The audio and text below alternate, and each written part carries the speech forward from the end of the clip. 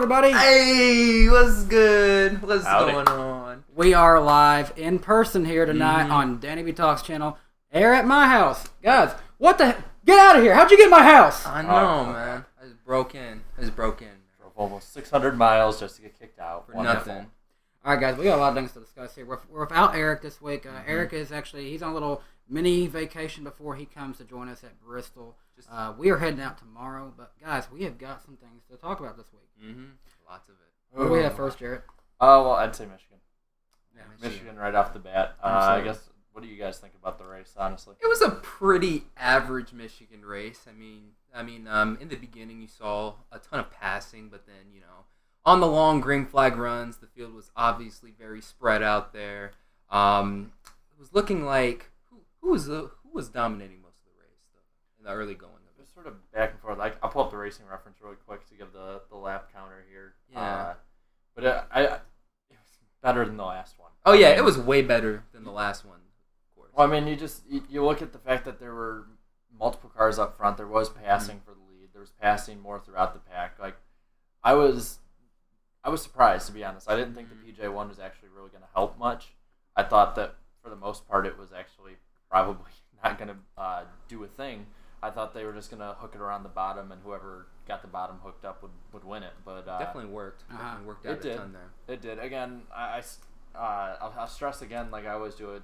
This, while it's a good thing for short term, it can't be a long term fix. They got to fix the cars in the racing long term. Absolutely. All these people saying PJ won at every track that's not Daytona and Talladega. It's a bad solution, man. No, yeah. It's putting a Band-Aid on a gun wound, basically. Yeah.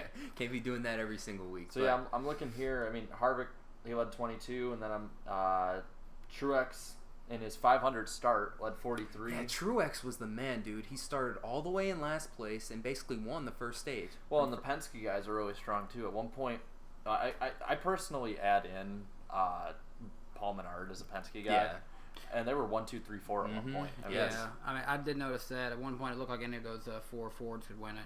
I do want to say here, it looks like people are saying the audio's a little off on this one.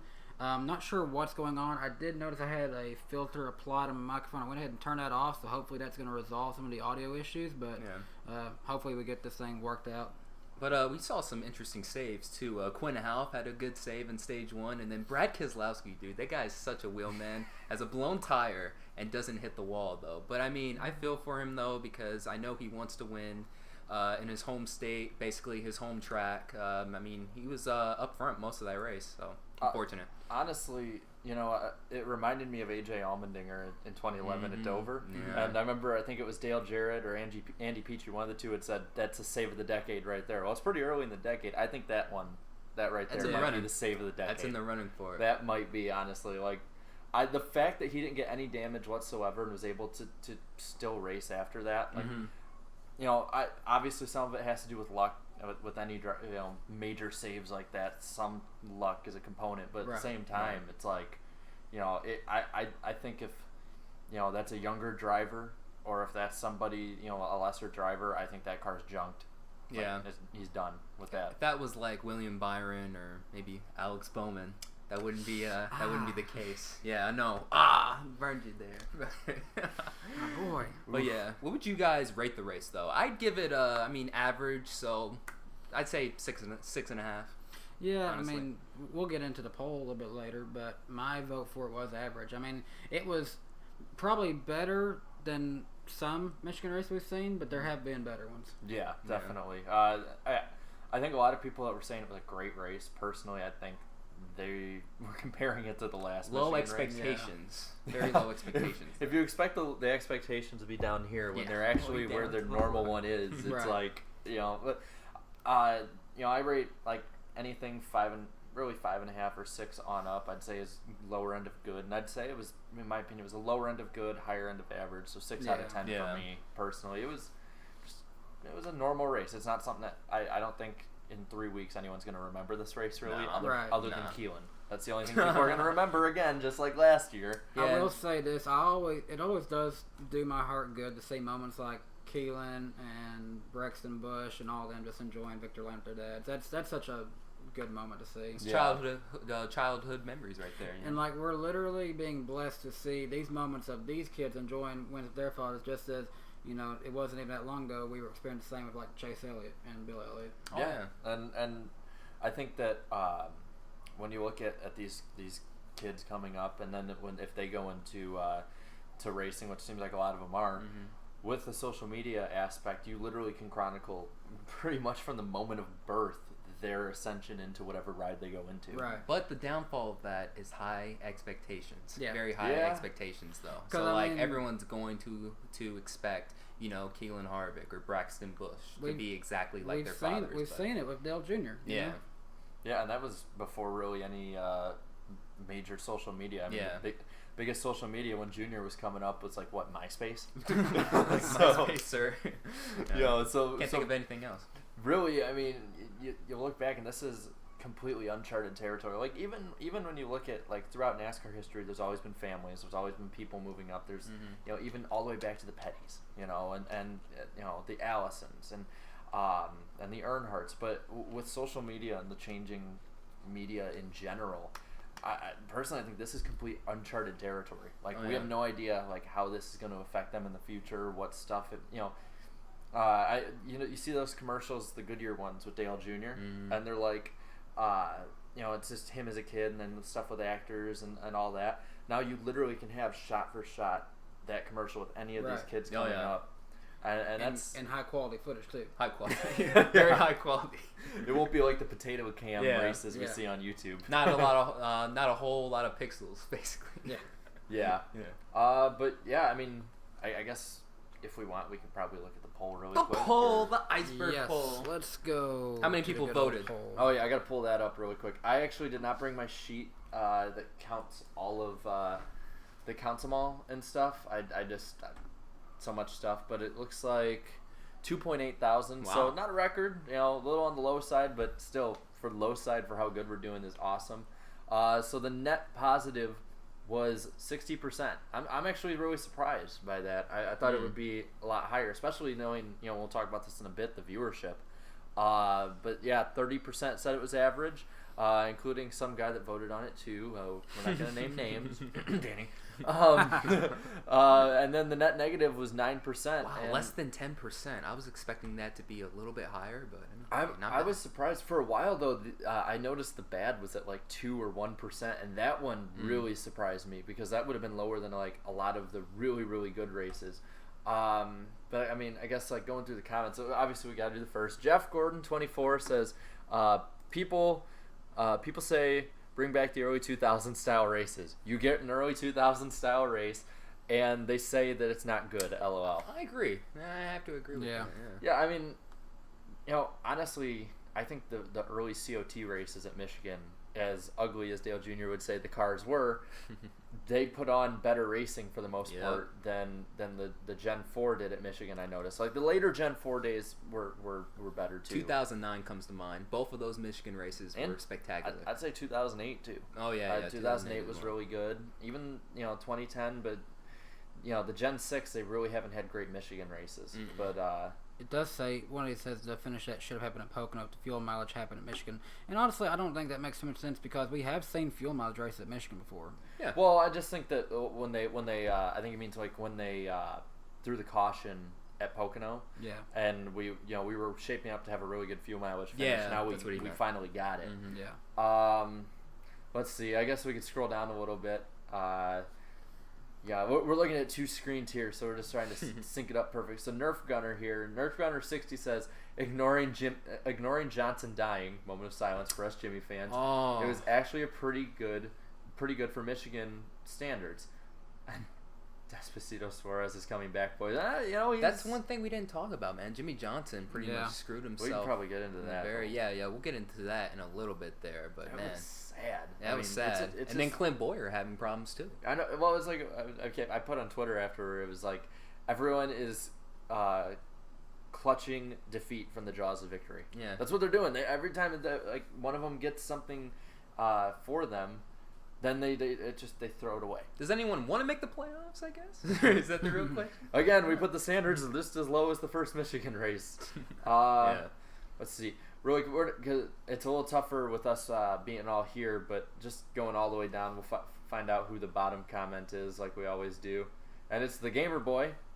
Says, nothing eye pooping, but good.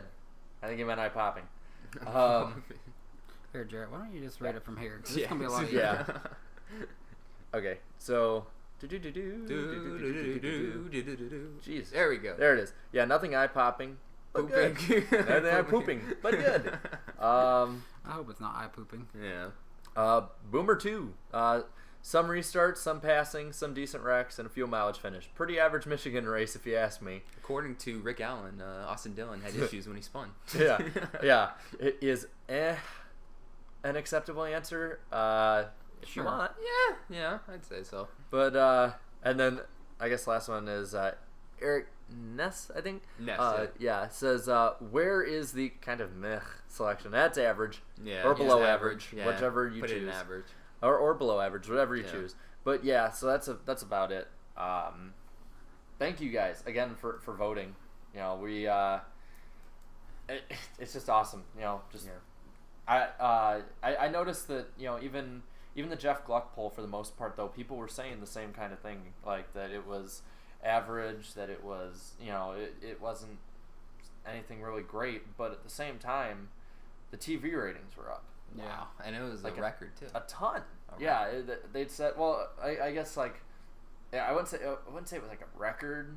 Well, the best in 2 years in 2 on years. cable. Yeah, it was the most watched one on cable since the 2017 Southern 500. It had 919 million viewers. Mm-hmm.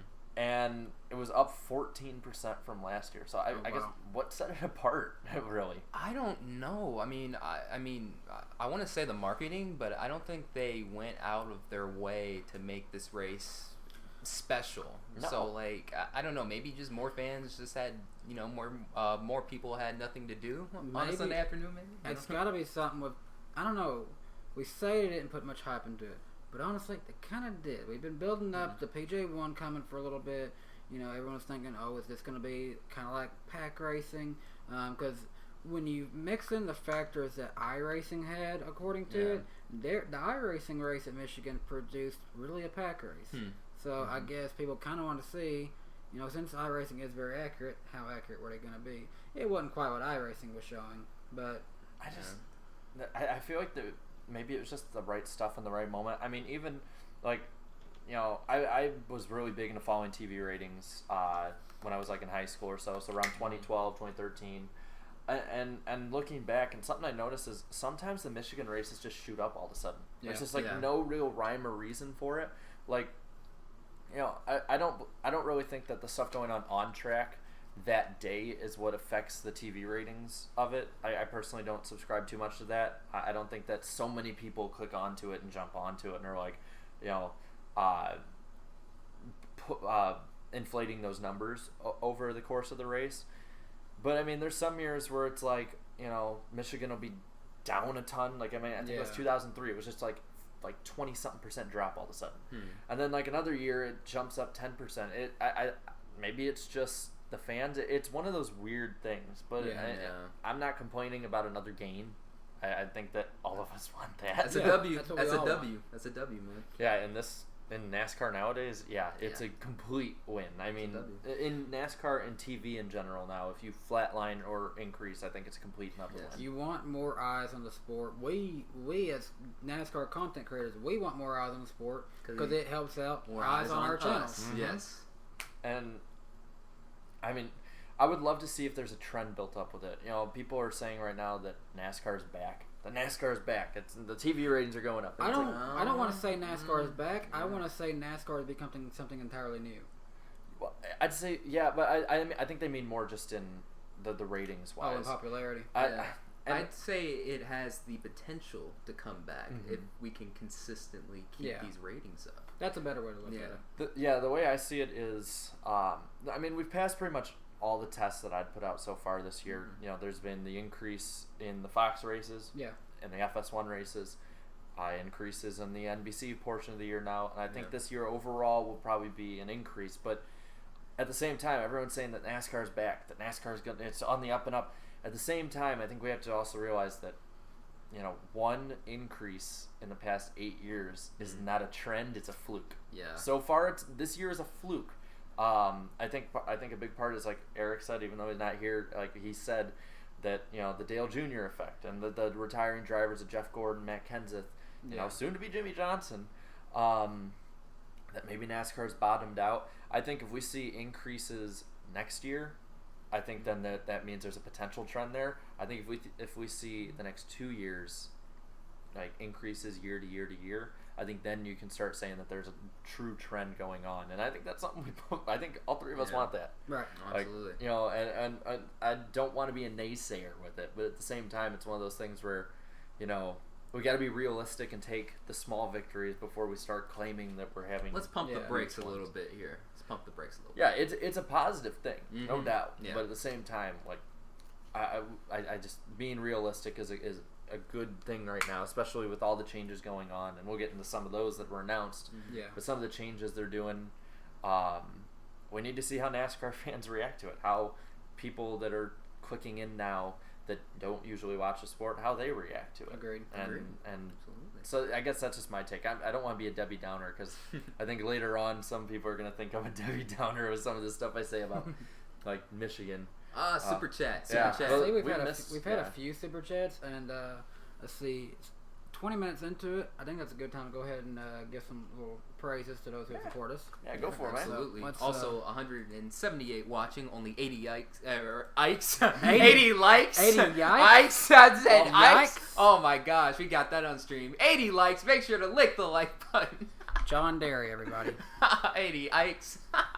Let's see. Jesus Christ. All right, so first one came in from Corvette Racing 48, $4.99. Thank you so much. With NASCAR's new sponsorship model next year, will the Monster Energy girls still be here next year? I would think so. I think that's a good investment for Monster Energy to have at the tracks. They are a good marketing resource for them, and I wouldn't really see a reason why they wouldn't want them to be showing up to races. They show up to a lot of different things in and of itself, so I could definitely see them still showing up in many ways. They would just be called the Cup Girls maybe next year if there's no title sponsor. Well, I mean, they're still Monster Energy girls. Oh, regardless, they are. Okay. Big Blue Attack, he gave $5. Thank you so much. When's the next?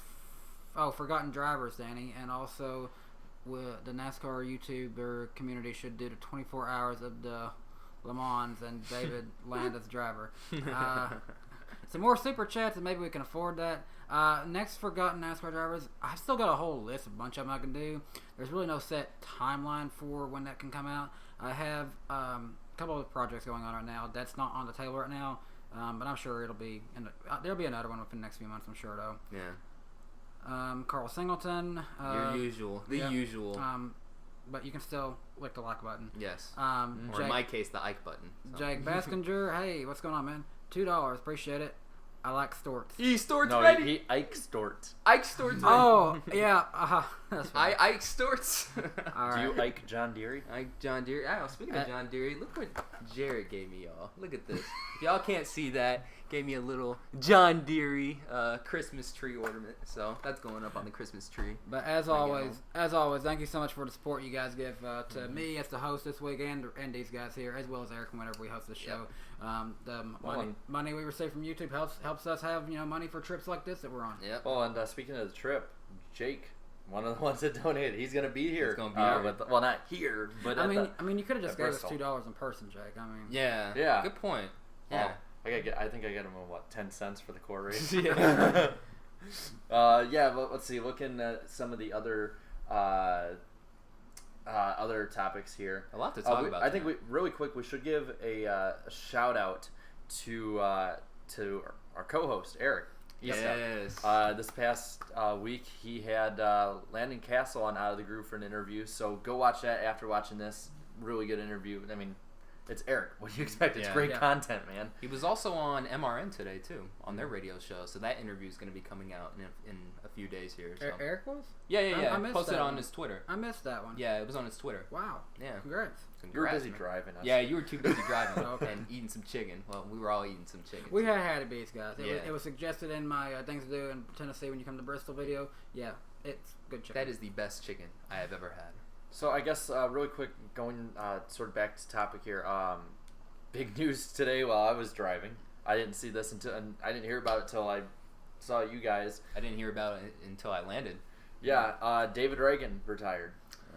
What do you guys think about that one there? It surprised me. David Ragan has had a very interesting career. Mm-hmm. It's more than most people can say, but if you look at maybe the potential he had, it's kind of sad. Yeah. Because he was poised to be the guy to replace Mark Martin with Roush Fenway, and had big moments. Won at Daytona in 2011. Yes. Correct? Yeah. Yes. 2011 almost won to 500, and really probably had the car to beat. My God. That in that race. Don't remind me about that. Luckily, he got the redemption he needed. 2009 in the Nationwide Series, won at Talladega and the Bristol Nationwide Night Race. Yeah. And what I always loved about David Ragan was when he would win, his brother, who has Down syndrome, would always be there in victory lane with him. Yeah. I always loved seeing that. Yeah, I think all around, I've met him a few times at Chicagoland, just in the infield, just getting autographs, and every time he's taken tons of time for me. Just a really down-to-earth person. You see the stuff he does off the track, the stuff, having his brother there, and just all around a great person. Didn't get the driving results I think a lot of people expected, especially being, the heir to the 6 car with Mark Martin. That's big shoes to fill. Yeah. Mark Martin is honestly one of the top 15 probably greatest drivers ever. Yeah. Probably the greatest driver that we'll ever see that didn't win a championship. So I think the comparisons for him are probably the biggest problem of why people look at him as his career is not living up to the expectation. But I mean, there were tons of great moments. I guess what do you guys I guess think that biggest moment he'll be remembered for? Well, and I just want to say this first. The naysayers will say, well, he was a bust. I mean, look what he did at Roush. Didn't really do that much. I mean, I guess in the technical sense, yes, but I mean, he had a solid career. I mean, won 2 races, one with Roush and one with the underfunded Front Row Motorsports. But unfortunately, people will forever remember him for blowing the 2011 Daytona 500. I'm sorry, that's the truth of it. That's just facts to me. I mean, that's really the most I remember. But I mean, they'll also remember him probably for that upset win in 2013. So there's a big debate there, I guess, if you want to say. But I feel like he had plenty of opportunities at Roush Racing, but Jack Roush towards the end there was just so fed up with his performance that he sort of just started downplaying him and just started, that and downsizing the teams. The teams as well really affected him too. I mean, 2011, I thought he was going to make the chase that year too, and I mean, hey, in today's 2008 he would. Yeah, 2008, yeah, especially, and hey, in today's playoff system, he would have made the playoffs twice. Oh yeah. So, I mean, sure, he didn't have the greatest career, but it certainly wasn't the worst. 2 career wins. I mean, is he going to be a Hall of Famer? No.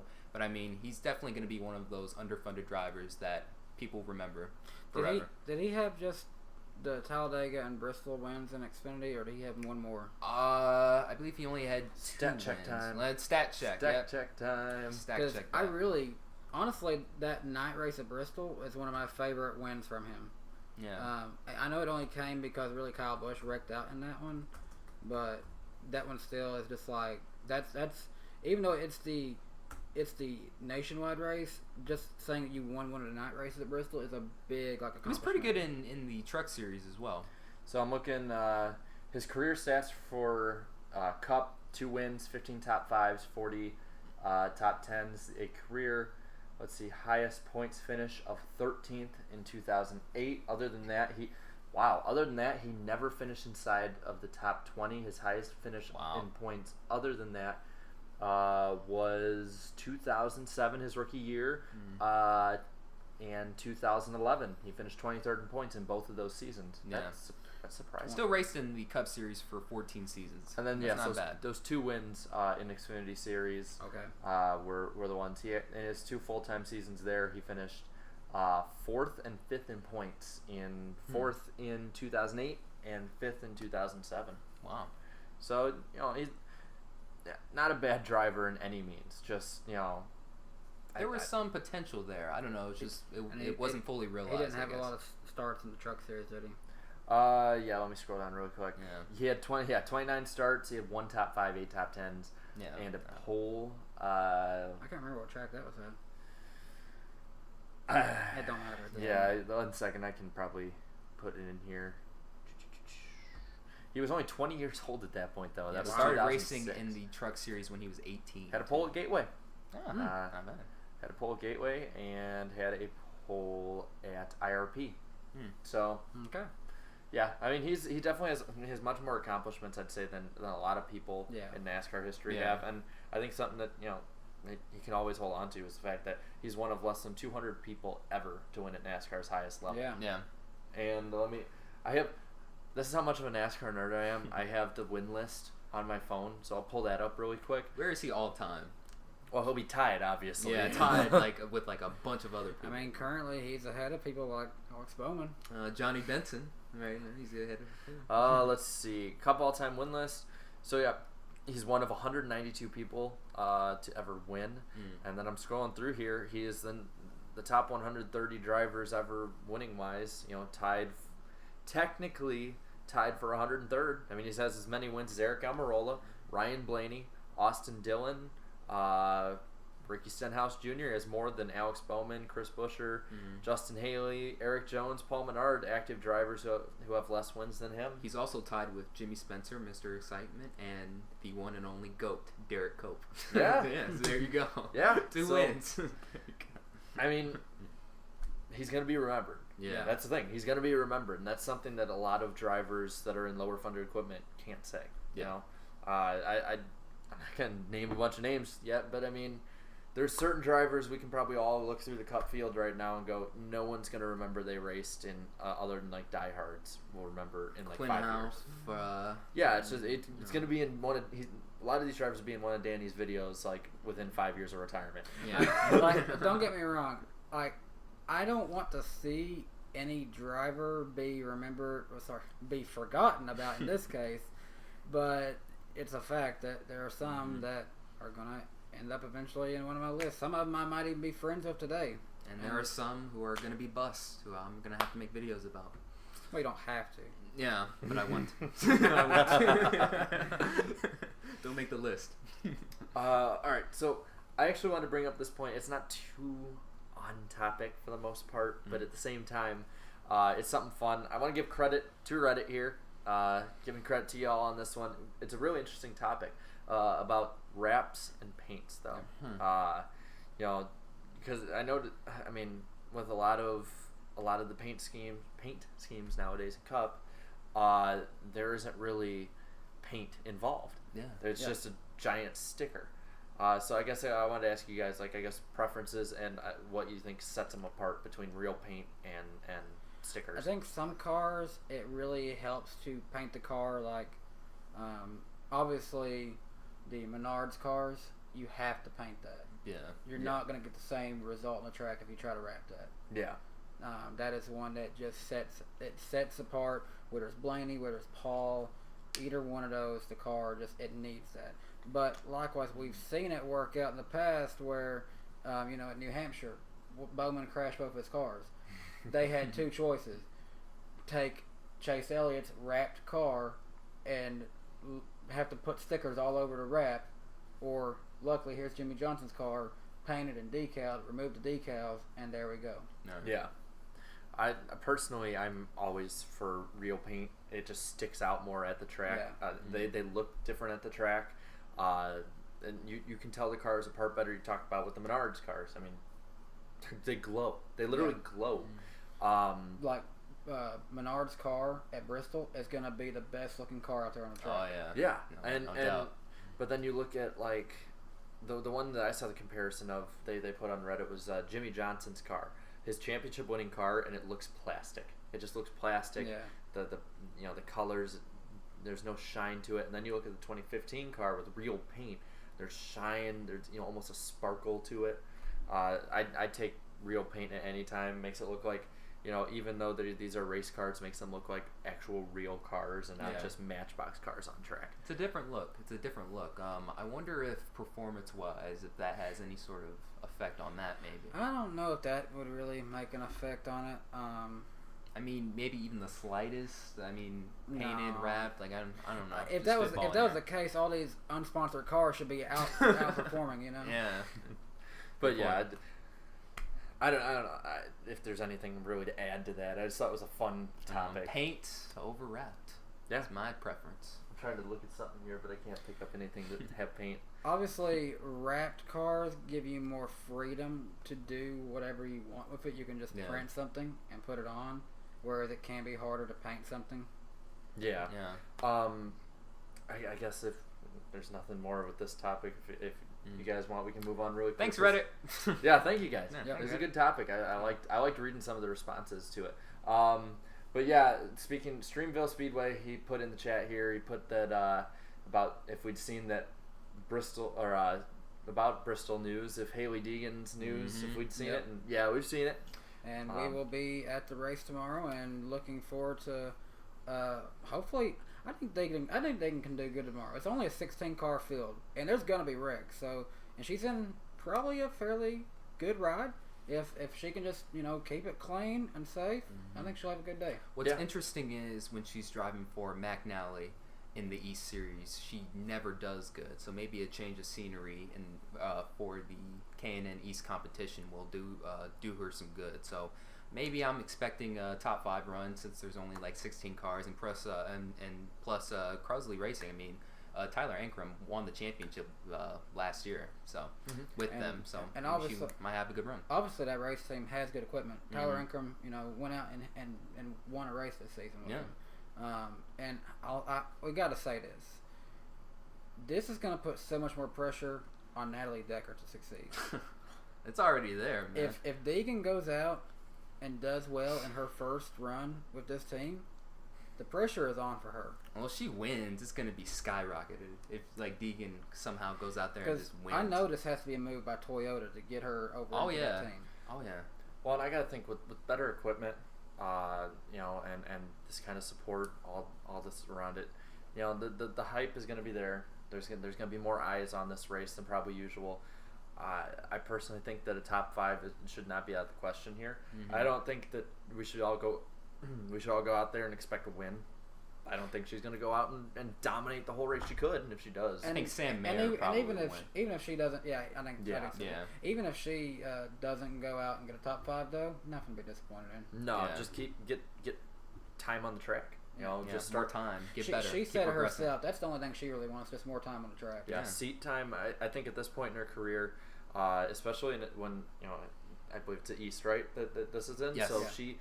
This isn't the one she's going to the championship in at this point. If it's not something she's competing for a championship in, seat time is the only thing I think that she should be focused on. Even if it means she finishes 7 laps down and sucks the whole night, if she improves lap times throughout the race, if she is passing cars, looking more competitive as the race goes on, that's, I think, the important thing out of all this. And this is definitely different competition than what she's used to. This isn't the same people she's used to running against. It's much tougher. It's entirely, it's way tougher. It's arguably a little bit tougher series. Granted, it's probably a smaller field than what she's used to. Yeah.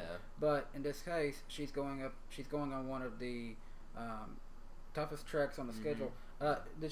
Did she race in the one in the spring? Yes, she did. Okay. She was in the top 3 in practice, but on lap 1 she ran into some problems and unfortunately got her race ruined. So hopefully that doesn't happen. Or problems. Issues. Now the K&N race will be a daytime race. It's obviously being ran before the Truck Series race. So we're not going to really see her having to fight a car under night conditions or anything. Yeah. This is the weird thing really quick, just off topic. I just look out the window. There's a dog taking a dump. I'm sorry. It's right there. Sorry. There's some dude just smoking and just it's his dog out there. We can shut the window. Just sniffing the flowers. Look at the flowers, Lizzie. Welcome to the life in Nashville, Tennessee. Welcome to Tennessee. We gotta have so many more of these in person anyway. Carnation, clip that. Clip it. Or NASCAR Weekly Podcast mod. No season. Either one of you clip it. There were problems. Hopefully, no problems coming out there. Yeah. But I guess sort of wrapping up on that. We're gonna be excited to watch. And hopefully we can meet her. Yeah, cool. yeah. I mean, we'd love to meet her. She was on Out of the Groove. I mean, yeah. We got connections. There you go. Keep building up your contacts. But yeah, so I guess we can just really quick move on to another topic here. This one we don't have to spend too much time on, but old Bubba Wallace. Oh. Bubba Wallace got a tattoo. He got a tattoo, and it's like in the weirdest place too. He got it like right here. Yeah, on his lower thigh. Like, I mean, at least he was a man of his word. I'll give him that, though. You know, and plus, I was surprised. This was actually the first ever tattoo he ever got. Even afterwards, he said, "I can't believe I got a freaking tattoo." I'm like, yeah. Now, what I like about though the video he put out beforehand is that he called out, I believe it was Dale Jr., Clint Boyer, and Mark Martin. Mark Martin, yep. And basically, it was like, "All right, you guys have been loudmouthing about it. I'm gonna do it, but you got to donate to Victory Junction Gang." So good call. It's something that I really admire about a lot of these drivers. I gotta say is that, you know, as much as they're making, you know, hundreds of thousands, millions of dollars, you know, all of these guys are promoting different charities. I know a lot of other sports do it, NFL, NBA, and stuff, but I noticed in NASCAR it's definitely pushed individually more than almost any other group of people I can see other than the organizers of these charities themselves. So it's something I admired about it. You know, turning something that was really just a joke that he wasn't going to do, then turns around and does it for a good cause. The one thing that worries me, if he loses that ride, it's going to be so awkward.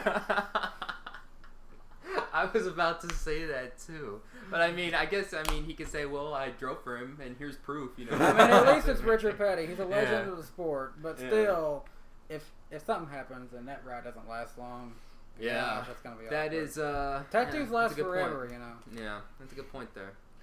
Let's see. I saw you got a few more super chats. We've had quite a few, and it's been another 20 minutes since we read the first one, so we'll see what we got in here.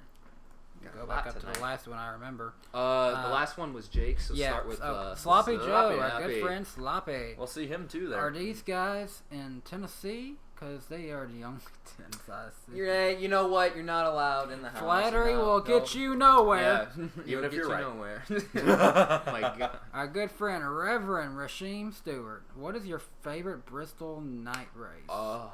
Ones we've watched or ones all time? Because I'm doing ones I watched. The 2017 one obviously has a close place in my heart just because I got engaged there. Plus, that was a really good battle between Jones and Bush. But I think it's got to be the 04 one. So much stuff happened in that race. You guys were so lucky to actually be able to watch it. Yeah, I watched it in 05. I was about to say 2004, man. Like you two, you're so lucky. I know. You started watching the previous year. Both of them are junior fans, and they got to watch in 04, and then I start watching. You can rewatch it on YouTube. Yeah, you can rewatch it. I know. I can't. We can watch it. We can watch it after this. I can't watch it live. We can watch it after this. What's funny about that is Kevin Harvick. There was the way his seat was set up, it was making his arms numb, so he had to get out of the race car, and Kyle Petty, who was crashed out, subbed in for him and finished out the race. That's incredible. Ooh, the 2012 one. That was also a really good race. That's obviously the one that Tony Stewart had the helmet thing. But so much actually happened in that one. Well, everyone forget because I was gonna say that one too. That one's up there. I'm trying to think. I mean, thinking back, there's been a few duds in the last couple of years, but I mean, 2008 was good. But that was, I think, the only reason really people remember that one is the Carl Edwards versus Kyle Busch, and then I believe that's also the Michael Waltrip is the worst driver in NASCAR. Period. Hired a few years later. But 2012 for me. I mean, you were saying like stuff that's so much more stuff than just Stewart and Kenseth. There were some big crashes. There were plenty of different leaders, and there was a great save that I believe Brian Vickers had during the race. Yep. I remember at one point Dale Jr. even got up front during that one, and the crowd was going nuts. And then on top of it, Danica versus Regan Smith, the battle that no one really wanted, but Regan ended up winning in the end. Yep. They have one win combined. There was another one after 2012 that Dale Jr. led for a lot. I think 13. Yeah, 13. Yeah, but yeah, I mean, there are plenty of Bristol night races that hopefully this one. So far, this one's... Hopefully this one's going to be my favorite. This one needs to go way up there. Yeah, this is my favorite Wednesday before the Bristol night race ever.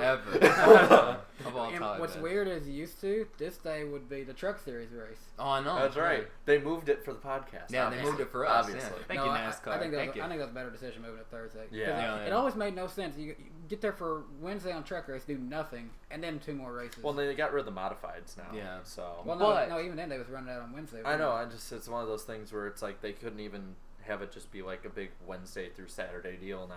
Yeah. Now it's more condensed. But the truck race isn't on Fox. I don't like that. I wish it would have stayed on Fox. I think at that point, when it comes to trucks, you gotta play with whatever the networks give. Yeah. You got to play by the rules. Doesn't matter to us anyways. We're gonna be there in person anyway. Right. Doesn't matter. Good subject, Rasheem. Moving on. Andrew H21, lick the like button. Yes, Damn right. Lick the like button for sure. Big Blue Attack. Rick Ware starting a GT3, and I heard about that. Yeah, I heard about that too. Oh my gosh, yes. You know, give them props though. Like, you know, they always fill out the field for the Cup Series races, and then now they're venturing out into other motorsports. Like, I know I make jokes at their expense, but I mean, you have to give them props when it comes to that. You know, wanting to race wherever, whenever. Yeah. I think this they're a prime example though of why the charter I believe that they have some charters and some that aren't charters. Correct? Yes. I think that's a prime example of a big problem with the charter system in general. Is like while it insures you in, at the same time it's like the ones that aren't insured in, you're basically like you're screwed. Oh yeah. You know, money wise, you get a ton less money. So it's like they're fielding these teams, but in the long run, especially if they lose this charter, like they'd be screwed. Yeah. You know, and so I guess that's just a big problem right there. Let's see. I see. There's more. Ooh. Yeah. D-Ray. Yeah. D-Ray. The core Season 1 champion. $5. Appreciate it, D-Ray. Very cool to see you all together doing this. Oh, it's awesome just to be in person, guys. I mean, hey, if y'all don't follow me on Twitter, go follow me on Twitter. There's a very emotional video on there. It's on my Instagram too. Go check that out. Anyways, the sum of the best friendships you ever have come from online communities. Have fun speaking. Absolutely. I used to not believe that, but then I started NASCAR YouTube, and guys, a couple years ago I didn't even know these guys, and now they're groomsmen at my wedding. Yeah, we got fitted today. None of this would happen if I didn't leave a comment on your video. I know. And if you did, send me an email. And send you an email. Send me the email too. Yeah, that's right. Brett Page, $1.99. Thank you so much. Where are y'all sitting on Saturday? We can't say, right? With all due respect, Brett, and we appreciate you wanting to know, we will have a meetup on Saturday at 12 o'clock at the NASCAR Pole Position magazine booth. Yeah. However, we will be with a group of people, and just for their privacy, we're not going to be releasing that information. We can probably say who else going to be there though, like at least the YouTubers, because there's us, Eric, Lombard Brothers. The hard part of so many going is I'm trying to remember. Sloppy's going to be there. Jake Baskinger's going to be there. Yeah. And then NASCAR and MTK is going to be there. 9. And then Michael Klein. Michael Klein. Yeah, he's going to be there. Yeah, 10. Let's see. I'm just trying to. Also Zach Harmon. Yeah, Zach Harmon's going to be there. Very familiar guest on the podcast. I might as well just like go to the house. Yeah, chat. just go to the house. Just go to the house chat or the Bristol chat. Well. There's so many in the Bristol chat. Yeah. Rusty Walrus, Cody H Gaming. Yeah. They'll be there. They're actually they're carpooling together. Yeah. I follow them on Twitter. They met today, the same time that I met up with Darian. Yeah. Wait. Oh man, they met that late. So they're not going to probably get in until tomorrow then. Well, they've got a much longer drive. Oh yeah. Yeah, they're up in Minnesota. He's around Minnesota. They probably stopped at a hotel for tonight. Yeah, Minnesota. And Cody H Gaming has a huge V-neck. Yeah, the biggest V-neck, but his beard covers it. Yeah. So. Minnesota and Wisconsin.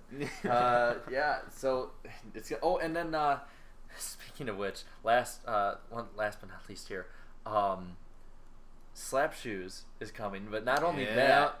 He's flying in from Japan. After with all the jet lag and all of it, he's coming in from Japan to come in on Saturday. It's gonna be so much fun. It's gonna be great. I never found out that is he getting a chance to see the track that they had that Japanese race at? I wonder. I don't think so. I don't think he did. He said something.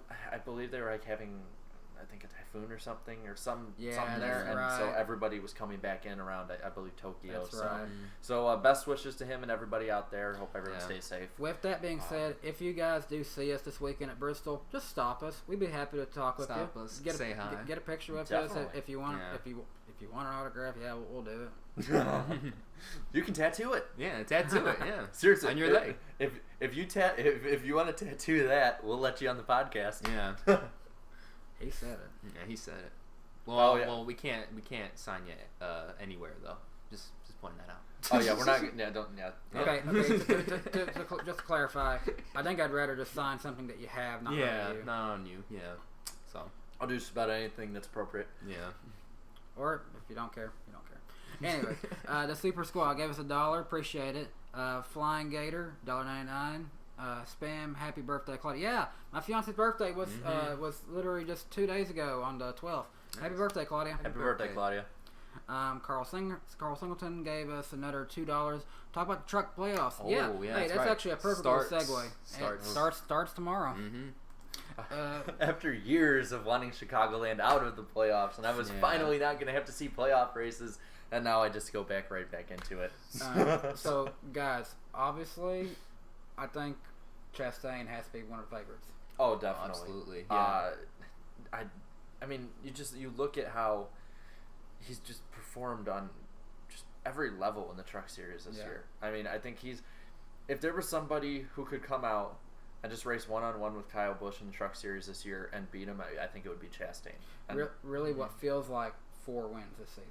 Yeah. I mean, he's just...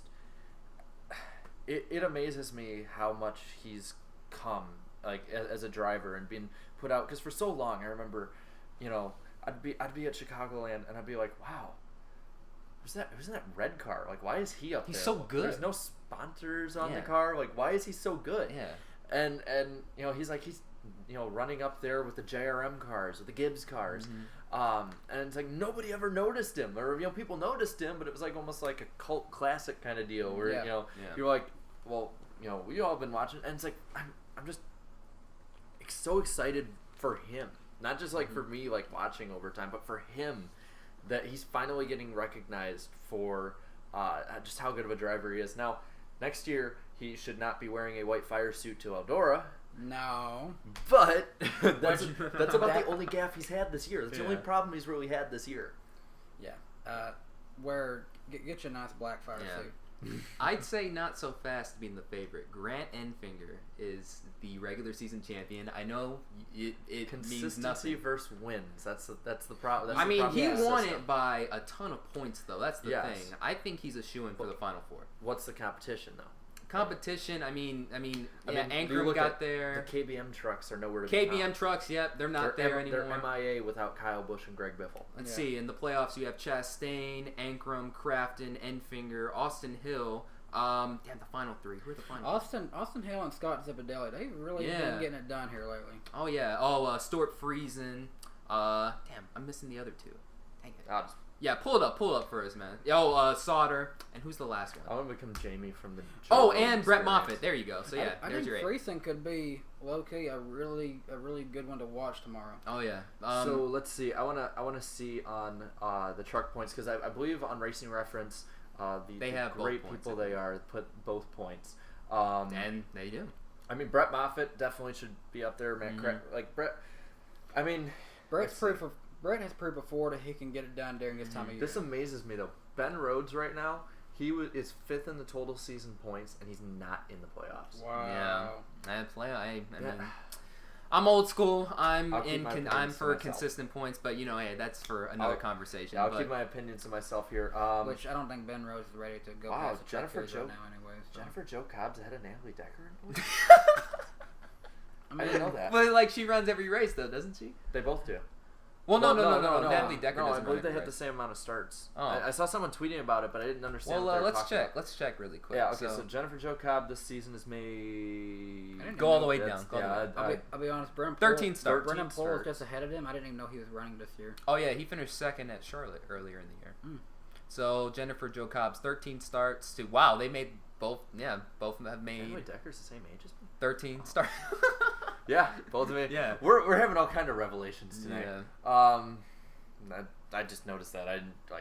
I'm not jumping on that train. I just noticed it. I have to ask though, who is the biggest disappointment this season? The KBM trucks. Yeah, KBM trucks. But which one though? Oh jeez. I'd say Todd. Gilliland. He's been there. I would say he gets the edge just because, the experience of longer and the fact. I mean, but he's lower than Harrison Burton. Todd Gilliland, at least he has the fallback that he could go race for Dad. Yeah, exactly. He could go race for his dad's team. If you guys don't know, Gilliland owns Crosley Racing, so I mean he could go race there. Harrison Burton, though, I have a feeling if he ever moves up to the Xfinity Series, he is going to do a lot better up there. Like in his select runs, I mean he's been clicking off top 5 runs and some top 10 finishes. I feel like he has great potential. I'm just saying the pressure has to be on those two guys to do well, because in 2 years probably, you know that Toyota is going to want to see Deegan in a truck. Oh yeah, well I mean they have more drivers in the pipeline more than anyone. So if you don't perform, it's like Chandler Smith right now, 16 years old, he's performing well. Look at Derek Krause. He's already made a few Truck Series starts. Yeah, Derek Krause. The chopping block for Toyota, just they have the problem of too much talent. That's the problem they've had. I mean you see so many drivers, they keep having to push so many through up. You see so many that they lose over time. Yeah. I mean, it wasn't only a few years ago that William Byron lost Noah Gragson. Although Chris in the last week, that might be a good thing. Oh God!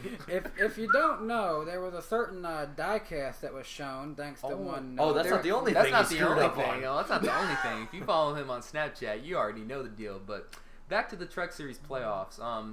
If we're going to do early predictions for Final Four, here are my 4: Grant Enfinger, Ross Chastain, Stuart Friesen, and I'd say Brett Moffitt. So currently the top 4 right now in the playoffs, I'd say those are the 4 who will make the Final Four. I would go almost the entire same. I would say Grant Enfinger, Brett Moffitt, Ross Chastain, but I'm going to give Austin Hill the advantage over Moffitt. See, I'm looking at. I've noticed. Over Friesen, sorry. I've noticed even going back and looking at, NASCAR playoffs if they were in other years, and the ones we have for the most part, that number 1 guy is always going to make it. Yeah. Grant Enfinger for me is a lock. After that, I'd say. After Grant Enfinger, I'd say probably Chastain. I think he has the most. He has the highest of highs. Mm-hmm. Whereas, this is Grant Enfinger, this is Chastain's lows, this is Chastain's highs. I think that the system rewards those short bursts, and I think that Chastain is the most capable of producing those. After that, I think it's really it just comes to a matter of who can perform at which tracks and who has the best luck. Mm-hmm. I'm gonna go with experience here. I'm gonna go Matt Crafton. I think I always have faith in Crafton in the Truck Series, and I think for the most part that he'll be in a good position here. And then the last spot for me is between Moffitt and Friesen, and for that one I'm going to give it to Moffitt. I want Friesen to make it really bad, especially after seeing his son. Yeah. I want to see his son celebrate a championship. That would be awesome. Cool. But I don't think it will. So yeah, those are my 4 guys right there. A little different than your guys' picks, but this has to be one of the oddest playoffs in history, because you have Tyler Ankrum, who didn't even make all of the starts with his current team due to funding, and then you have Chastain, who decided to switch up his championship contention. So I mean, it's very interesting, and then it makes, guys like Sheldon Creed, Harrison Burton, and Todd Gilliland not making the playoffs that look a whole lot worse, but, this is going to be a very exciting playoffs, and it all kicks off tomorrow night. I can't wait to see it. Looking at the mainline point system here, like just the full season, non-playoff, I mean, Harrison Burton and Todd Gilliland 6th and 7th. They got to do better, though. That's the thing. I'm sorry, but if you're in Kyle Busch equipment, top 3, top 5. You should be ahead of Stuart Friesen and Ben Rhodes. No disrespect to those guys. They are outperforming, I believe, in my opinion, but you should be ahead of them. It is crazy to think that if we were doing still just top 8 for your playoffs without factoring in wins, Johnny Sauter would not make it. Austin Hill wouldn't make it. Austin Hill, obviously Ross Chastain. And Tyler. Sheldon Creed would make it, though. Look at that. Yeah. It's definitely an interesting... But it's where Sheldon Creed would make it. He would be 8th, but he's actually 12th in the actual standings. Oh, yeah. Yeah, that's what I'm saying. Todd Gilliland would make it. okay, actually the KBM trucks would make it in if it just wasn't for the wins. I think that the truck playoffs, in my opinion, this year, it's about, especially if this was Cup, man, this would be the most polarizing field ever, because for those who really love this format, you got the people that are like, man, this is really exciting. This, you got all of these different people who wouldn't have a shot otherwise, and anything can happen. You have someone like Chastain can come in mid-season and basically spoil it all for everybody. And Tyler Ankrum, the upset, the underdog, basically. I think what really got this whole idea started was those years. 2010, McMurray got 2 wins, didn't make the playoffs. Mm-hmm. Everyone felt like he actually deserved it that year, though. And Gordon got 3 in 05 and didn't make it. He fell off a cliff. 2011, we would have seen Regan Smith, we would have seen Paul Menard make it. Yeah. And I think that, like going back to the truck one, the people that dislike this system are going to point out that, the fact that a guy who hasn't run all the races for points is going to come in and go for a championship. Now, if it wasn't Ross Chastain, everyone would be in uproar. Oh, dude. Kyle Busch 2015, oh my gosh, everyone went crazy. If Kyle Busch, he's never do this, but if Kyle Busch decided, hey, I'm not going to run for the Cup points, I'm actually going to go for truck points now. If Kyle, that would be one of the ultimate troll jobs in NASCAR history if he did that. If he ever decides to do that. I'm having a bad Cup season, I'm running for truck points. Yeah, I'm just going to switch now. But I really want to see, though, for the most part, what people say about this, because I have a feeling if it wasn't for lower profile guys in these positions and more popular people, I have a feeling a lot more people would be in uproar about it. If it was someone like Brad Keselowski, they would not like this. No. Yeah. Or Joey Logano or Truex. Y'all would be going nuts over this stuff. But since it's Chastain, who's sort of an underdog, well, it's okay, But it's just I guess it's a double standard. I think it's double standard though that even some of us. I mean, I'm not as upset as I would be if it wasn't Chastain. I'd probably be like, that's really like I would be very against it. I'm still against it, and personally to a certain extent. But at the same time, it had to be anyone be Chastain. Mm-hmm. Yeah. Dang, I can't believe we spent 20 minutes talking about Truck Series playoffs. Well, begin tomorrow, baby. We're gonna be there. Most of the time, the trucks are the best race of the weekend. Yeah. Well, best series. Honestly, in a group I'm in on Facebook, I seen this poll come out. It's like, what's your favorite overall NASCAR series?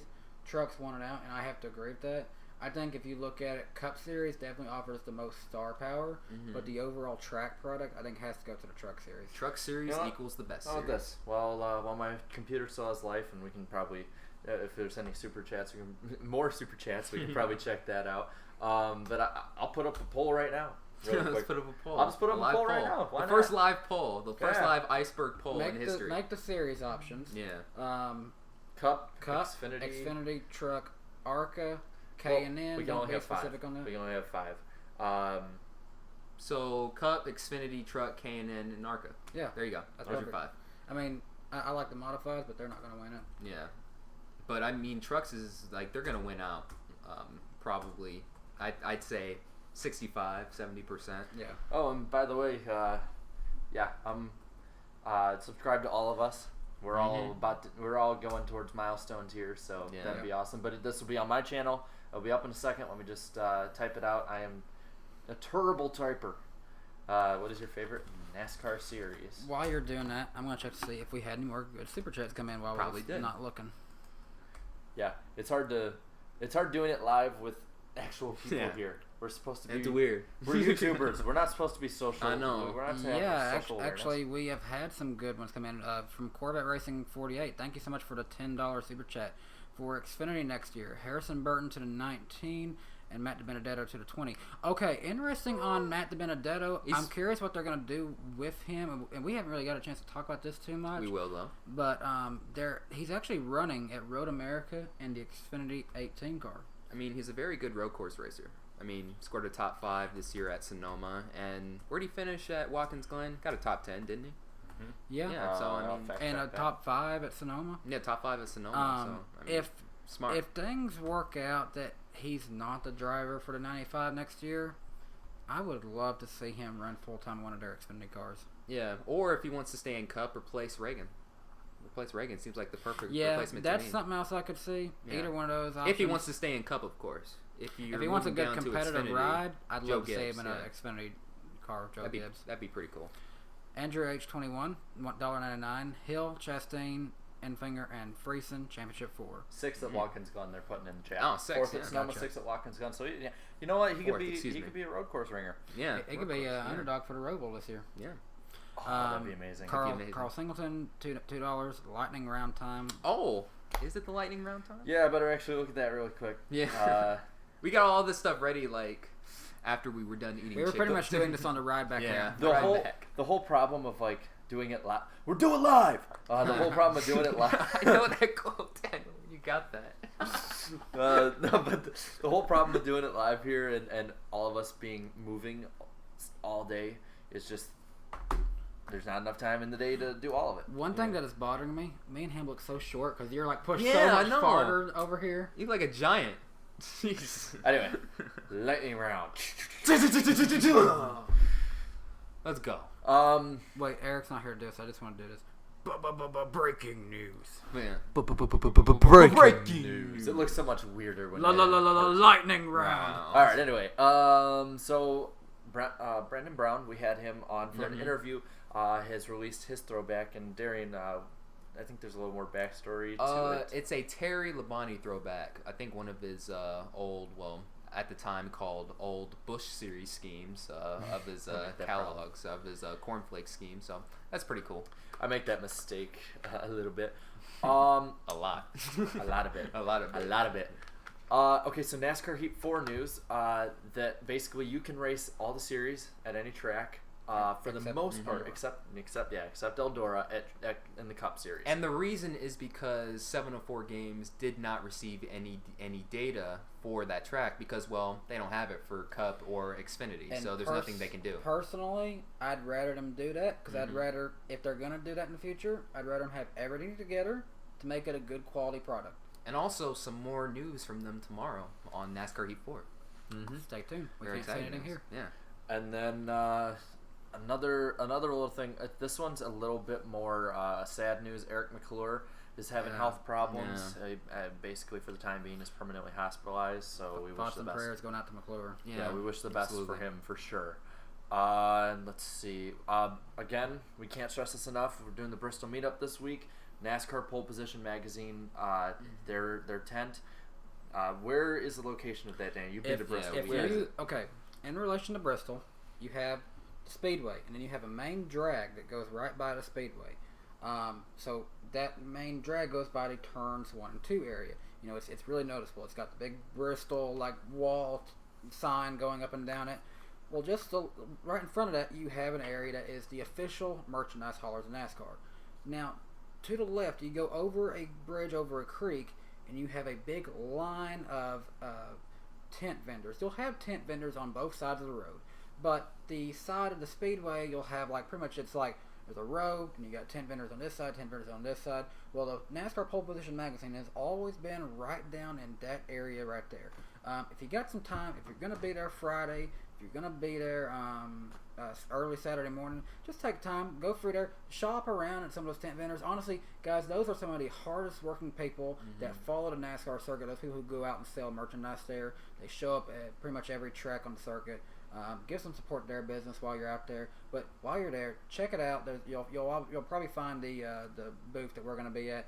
And the people at NASCAR Pole Position Magazine have been so nice to give us their time to allow us to set up, meet our fans. We'll start at 12. I don't know a time frame on how long we're going to last.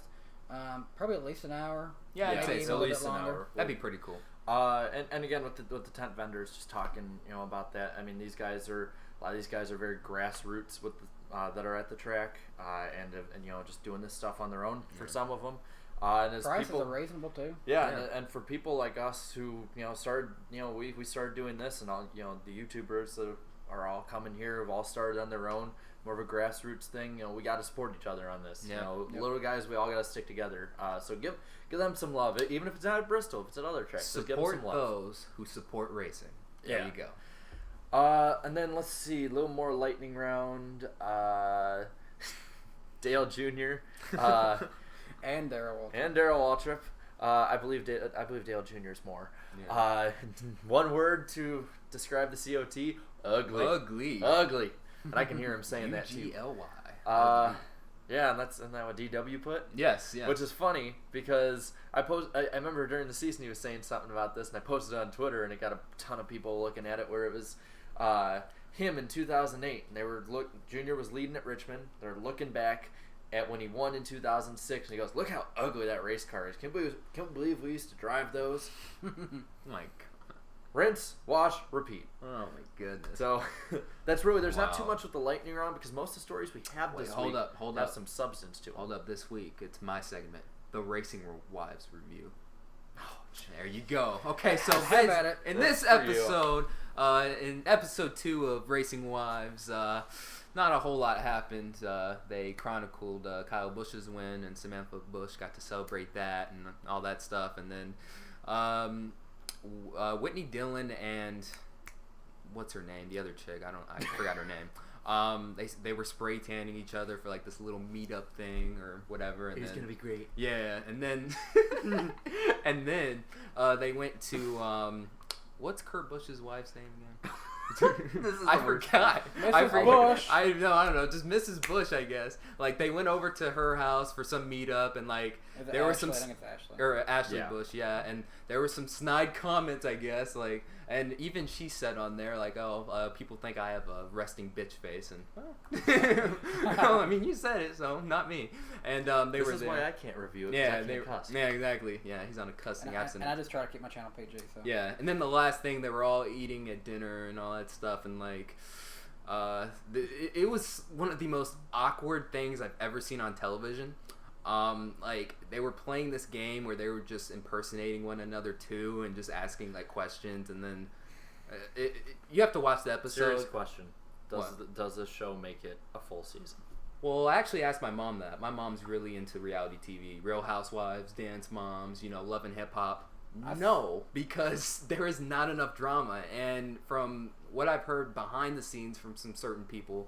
I mean, they actually all like each other. So basically, this whole thing is like for show. You know what I mean? And then also, like, season 1 was supposed to start in early January, but they pushed it back for some reason. So like they are so it's like so far behind. So like all of this stuff took place in like the spring and summer of 2018. Yeah. So like even if you do a second season, there's so much of that lost time that I don't think they can recover from that. So to produce a second season, so I don't really see it lasting past season 1. I've heard that Samantha Busch is a lot nicer than. Yeah. I almost forgot this one part too. I'm sorry. I almost forgot this one part. So there's this one racing chick on here. Man, she is so dumb, bro. Okay, so in the first episode, like. I guess at this charity event, at the catwalk charity event. I think this is what I'm thinking of. Yeah, she like ended up, taking a shot and stuff. And Samantha Busch didn't like that. Then in the second episode, dude, so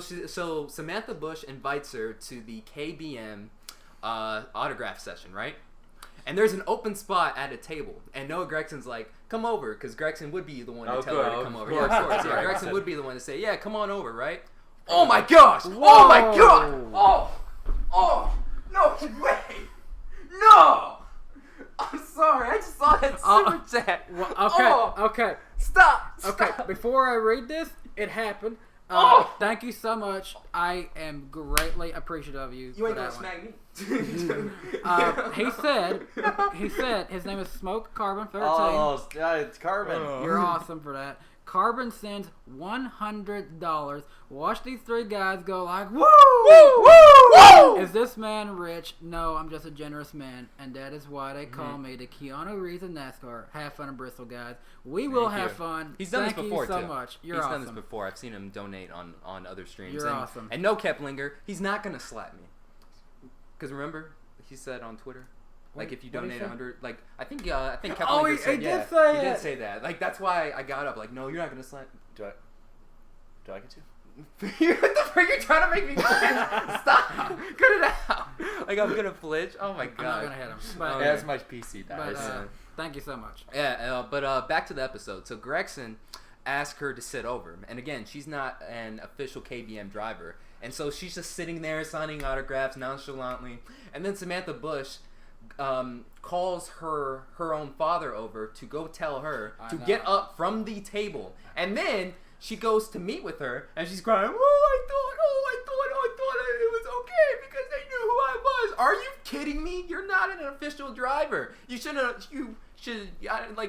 not have done that. And now that is 2 mishaps in the first 2 episodes, unfortunately. So if you don't end up driving for them, that is your fault. It is partially on Samantha Doper saying like she could be there. I mean, well, no, she could be there to like I guess roam around and stuff like that. Like she didn't say in the end of it, I think that's one of those things that they definitely did for the show. Yeah, like some of this stuff is so like I mean, reality TV is so fake. It's ridiculous. If its premiere was 137th ranked show of the night, it's not making it anywhere. It was that bad? Its premiere episode, I believe I heard, was the 137th out of like shows on that night. It didn't make the top 100. It's not going to make. It's not going to make a full season. With the WWE do this with Total Divas. It's not going to be the same for NASCAR. Oh no. You have to have like some sort of drama, and like they're too high profile to have. You need a real substantive story, like the ones that we're going to talk about in other topics here. If y'all want to. Yeah, go ahead. Yeah, do your thing. All right, so we finished the lightning round. Oh, we got one more super chat. Let me just say that one. Jason Straight gave us $2. Appreciate it, man. Bring NASCAR 360 back, please. Oh my gosh, yes, bring that back. All right, so looking at some more. Let's see. We covered that one. Okay, I want to talk to you guys about this one. We talked about it a bit earlier with the TV ratings, but Dale Jr. had said that basically, in his words, rebuilding NASCAR's popularity, quote, will take a long, long time. And I guess, what do you guys think? Agreed. Well, yes, I think we all agree. I think we all agree. I'm just saying, what do you guys think, I guess, about NASCAR's reaction for the most part with this? Because NASCAR wants to make these swift changes all the time. Just doom, change. Hey, look, that right there, that works. Let's change it. Hey, that doesn't work. Let's change it. It's so I guess, where should NASCAR really look at, what Junior's saying here, and where should it really I think they should focus in on watching these online communities better and knowing what do they like. And granted, I know they have the fan council, and that's important to them. It's never going to not terrible. It's never going to not be important to them. Though. But it's terrible. But I think you'll get an overall better quality response from just watching out for these online communities. Mm-hmm. Yeah, the NASCAR fan council. I was part of it for a while. The questions are so biased. You can tell NASCAR is obviously wanting to push their agenda of whatever they're pushing, and it's just it's a waste of time. Like for instance, one of the questions is, what track would you like to go to? And I was like, me being the naive little 15-year-old I was at the time, I believe I was 15. I don't know, maybe I was 18. I don't care. A long time ago in high school. But basically, I was like, I want to go to every track one day. Why not? The racing might suck at Pocono, but I want to go. I'd love to go to Indianapolis. I get any seat I want in the house. Yeah. Well, get to walk around. Yeah. I'd be able to run down the front stretch with them. Yeah. So I just put them all. All it was is just a giant thing for brochures and ads for the tracks. Yeah. My emails were flooded, until I finally got off my lazy butt and turned it off. Yep. Flooded forever with it. They got to figure out a way to gauge the fan. They're going to listen to the fans in some way, whether it's a way we want them to, and how much they do is completely up to them, and it might not be what we like. I gotta say, don't look at Twitter. I gotta say this. Please don't look at Twitter, please. They have done some good things on this car, I think. I've seen some really good finishes this year, better than I really thought I would. Yeah. But there have been some things that have been wanted by fans that have been overlooked. Think of some noticeable changes I know we've seen. The All-Star Race nostrils that we've seen. The bigger spoiler. 2021. Apparently, we're going to have 18-inch tires. Yeah, which is about production model cars. Yeah, so that's good. One thing that has been requested for a long time: get rid of the dang splitter and bring back a valence. Yes, absolutely. And that's not even coming close to happening.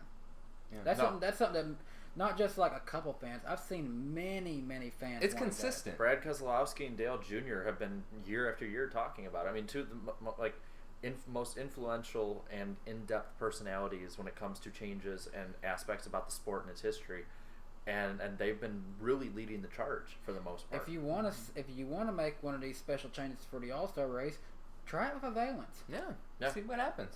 I mean, I know they kept saying with the COT, and they said with the early Gen 6, like, well, it's just too hard to even out the downforce and this and that. It's like, oh, you guys put some work into it. You guys can do it. You're a multi-billion-dollar company.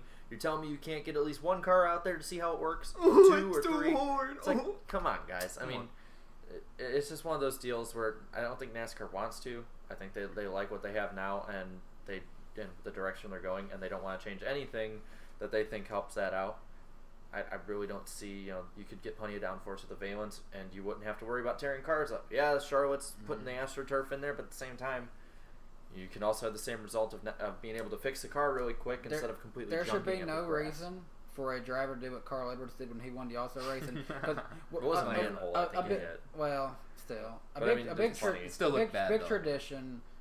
People, when they win a race, do a burnout on the pavement. We go slide around in the grass. You shouldn't have to worry about tearing your car by doing that. And also, getting away from the car, the personalities are starting to develop more. We're starting to see more of Ryan Blaney, Bubba Wallace, Daniel Suarez, Chase Elliott. The problem is they're not winning a whole lot.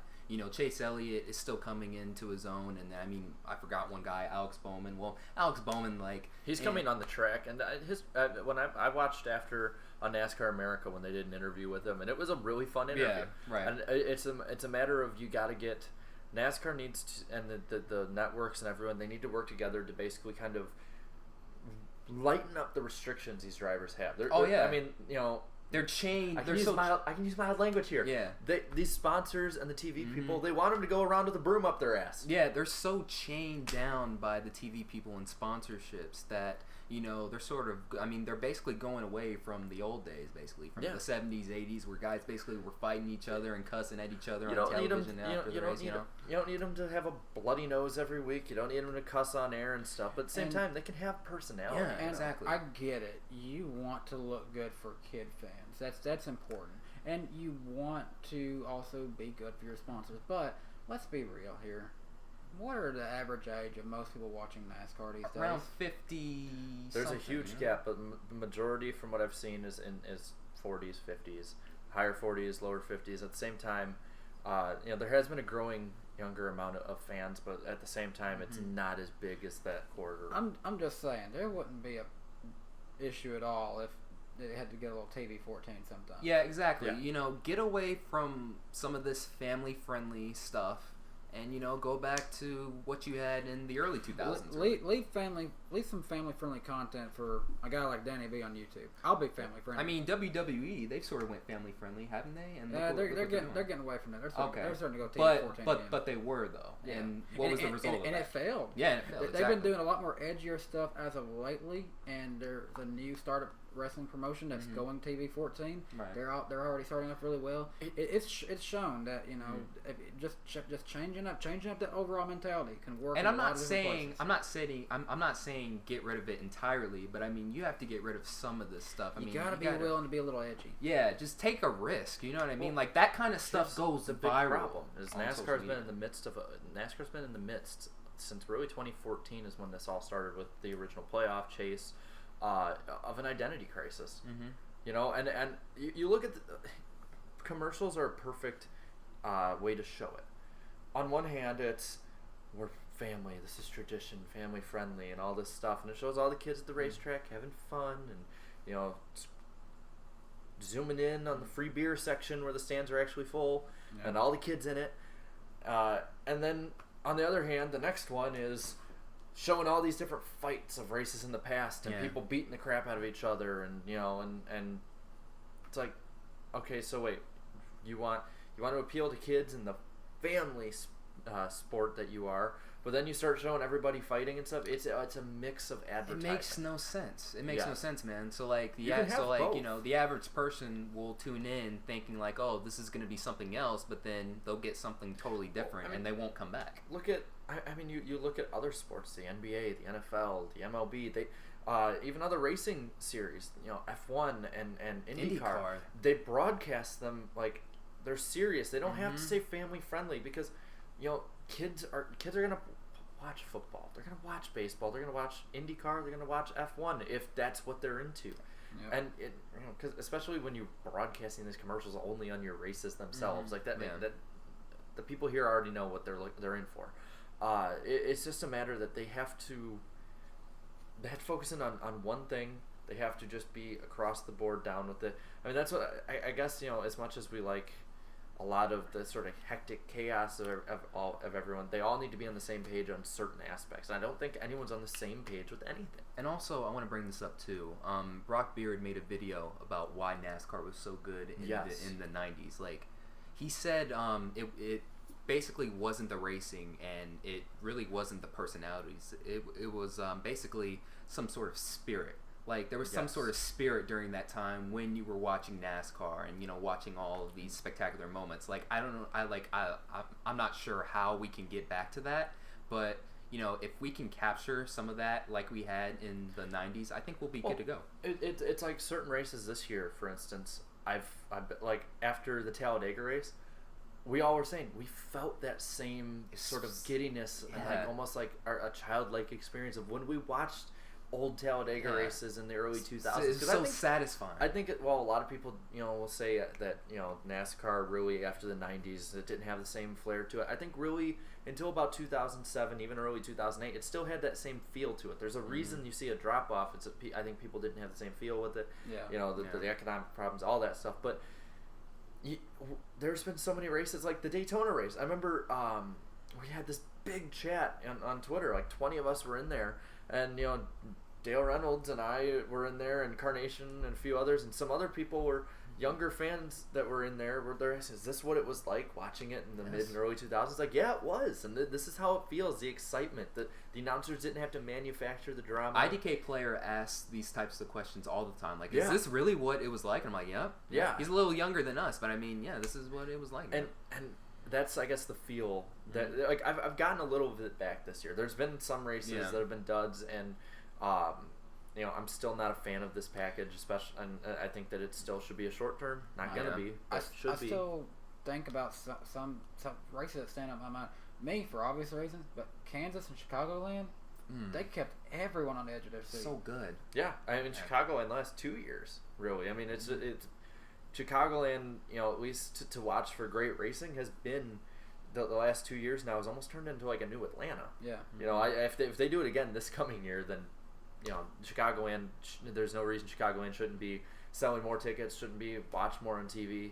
That just comes to a matter of fans there. I don't think they need to go back to being a playoff race. No, they're perfect where they're at. Yeah, they'll be on Father's Day next year, but if they stay in the summer, it's perfect where they're at. The fans they need to be a night race. They need to be a night race. No, I don't think so. No, I don't think with this package, I think they'll put on a better show. Here's the problem with night races, though, and this is the big problem and why NASCAR doesn't do all night races. Night races have lower TV ratings, and not to mention in Chicago and Joliet, like the people that are around here, around there, I should say, we don't want night races. We hate it. Most of the fans didn't like night races in the infield.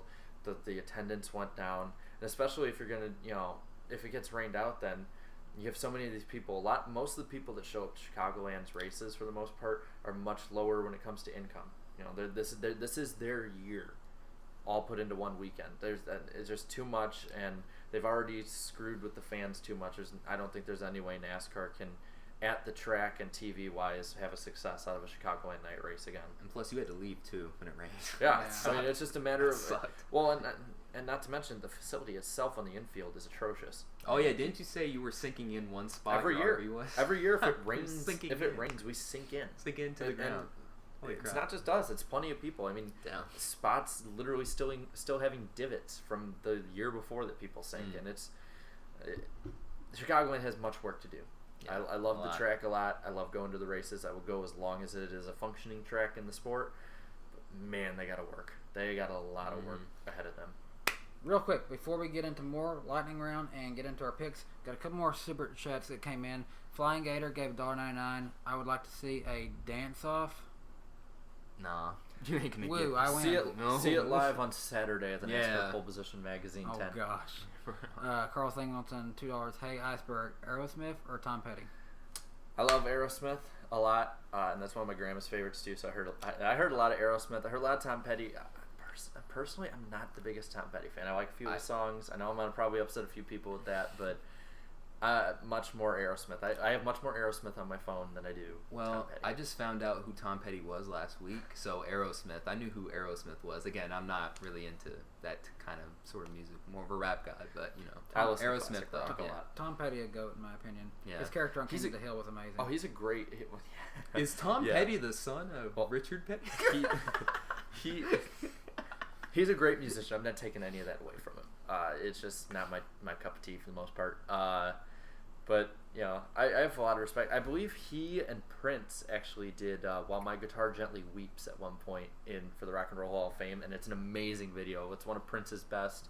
It's a great performance. So check that out. Andrew H. $21, $1.99.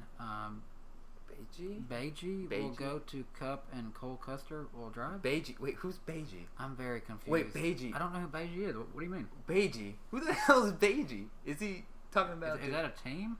Beiji? No. I don't know what it is. It says Cole Custer will drive. Will drive. Beiji will go to Cup and Cole. You got us there. Breaking news. Beiji going to Cup. Beiji.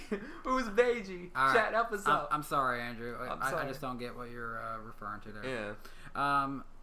Corvette Racing 48, $9.99. Thank you so much for that one.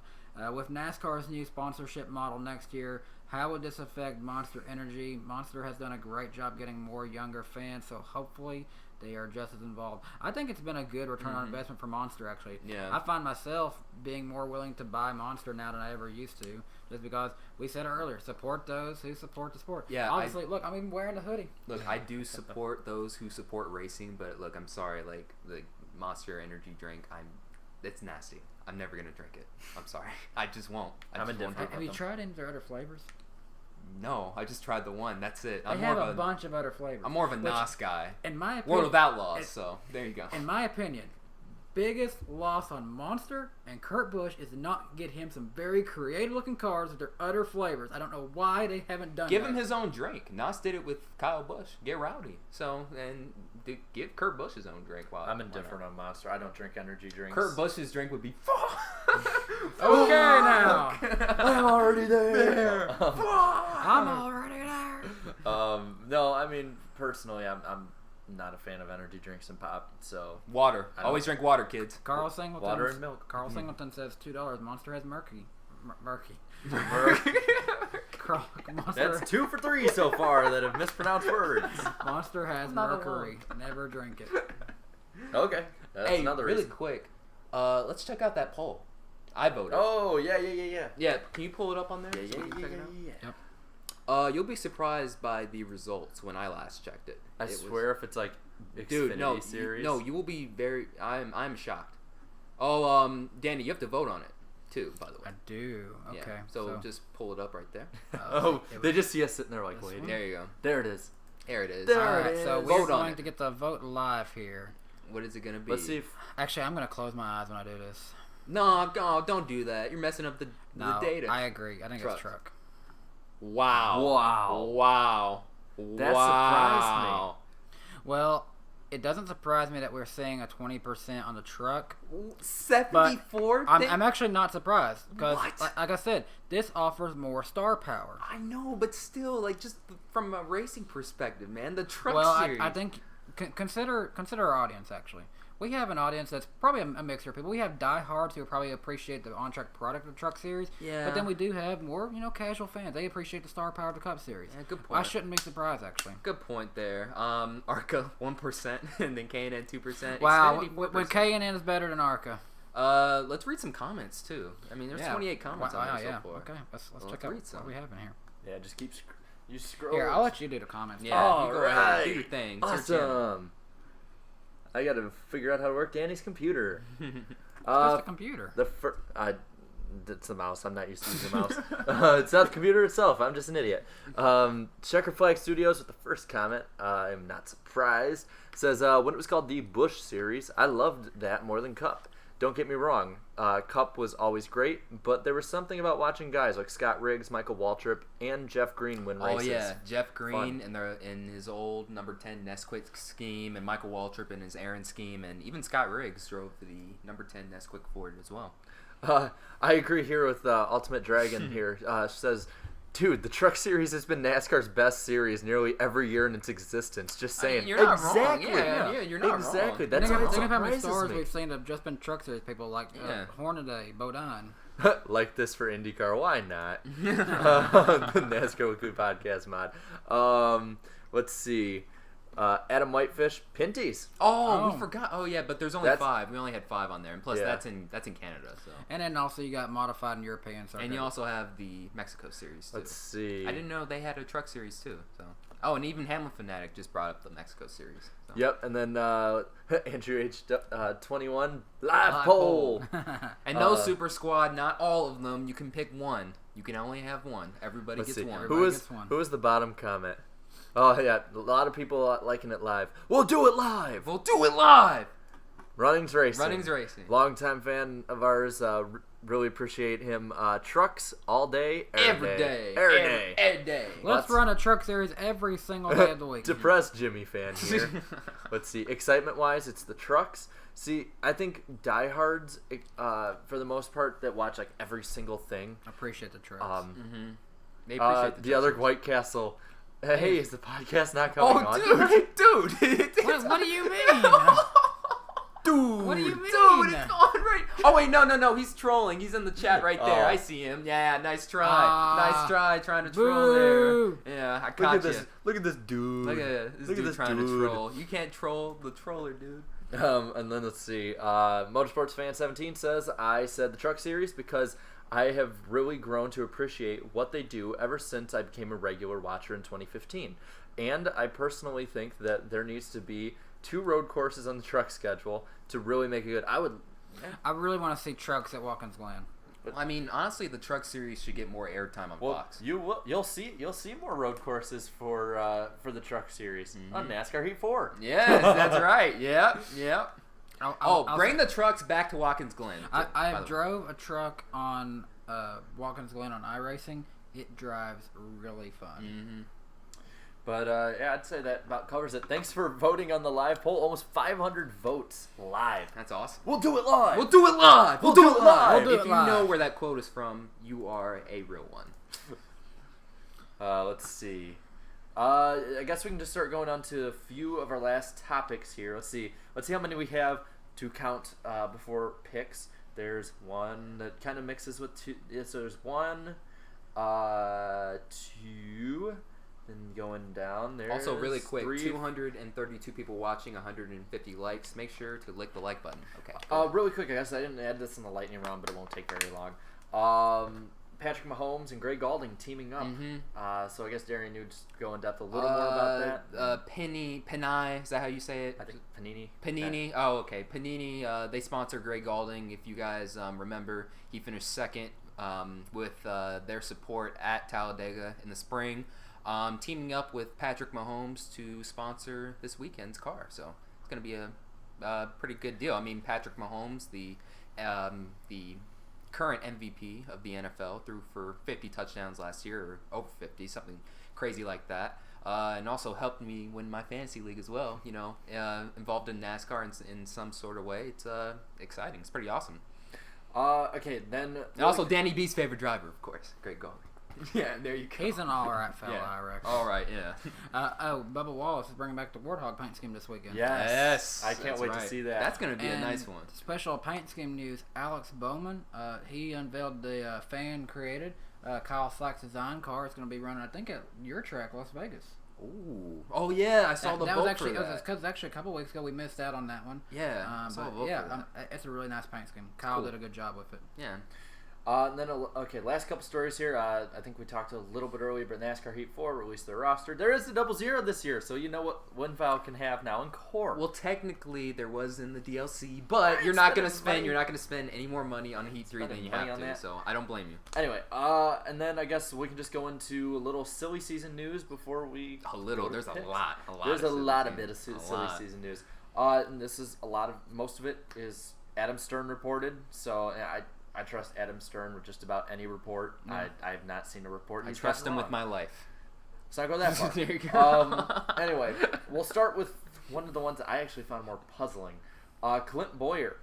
Sounds like it's most likely going to stay at SHR. He hasn't finalized a deal, but It's funny. I was at the South Point on Monday helping work an event he was a part of. He was at the bowling tournament. Him and Brendan Gaughan were.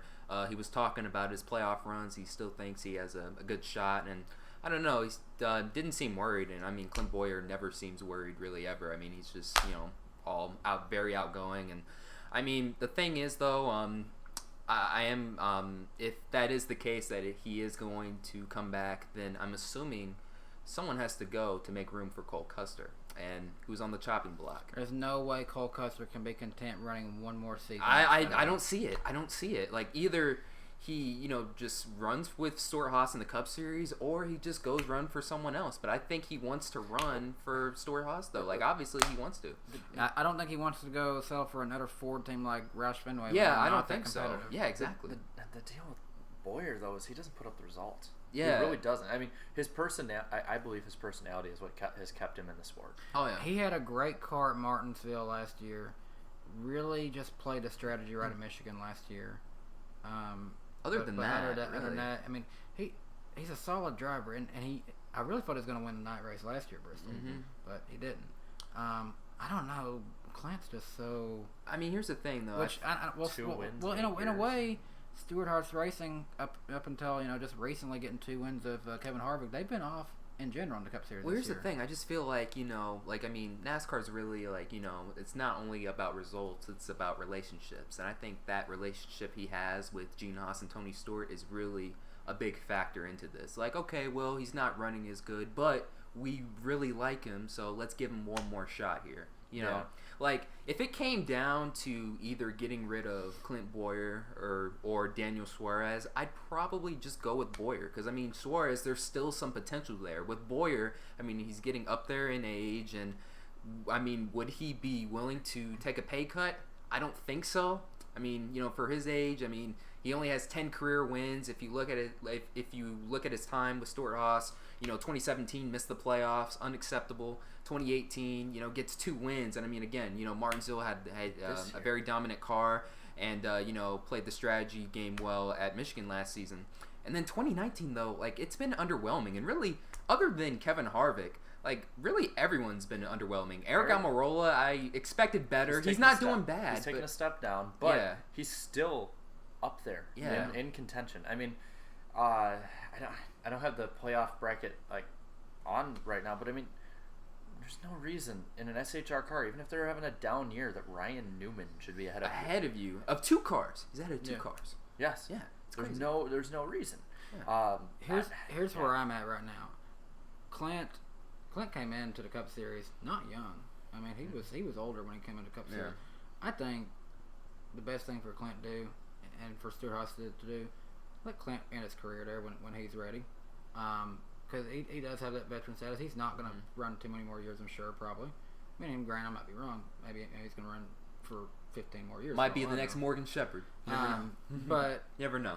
In my opinion, Suarez is the one that should have more on his shoulders right now. Right. He's been in 2 great Cup Series rides. 2 Cup Series rides that have won many races.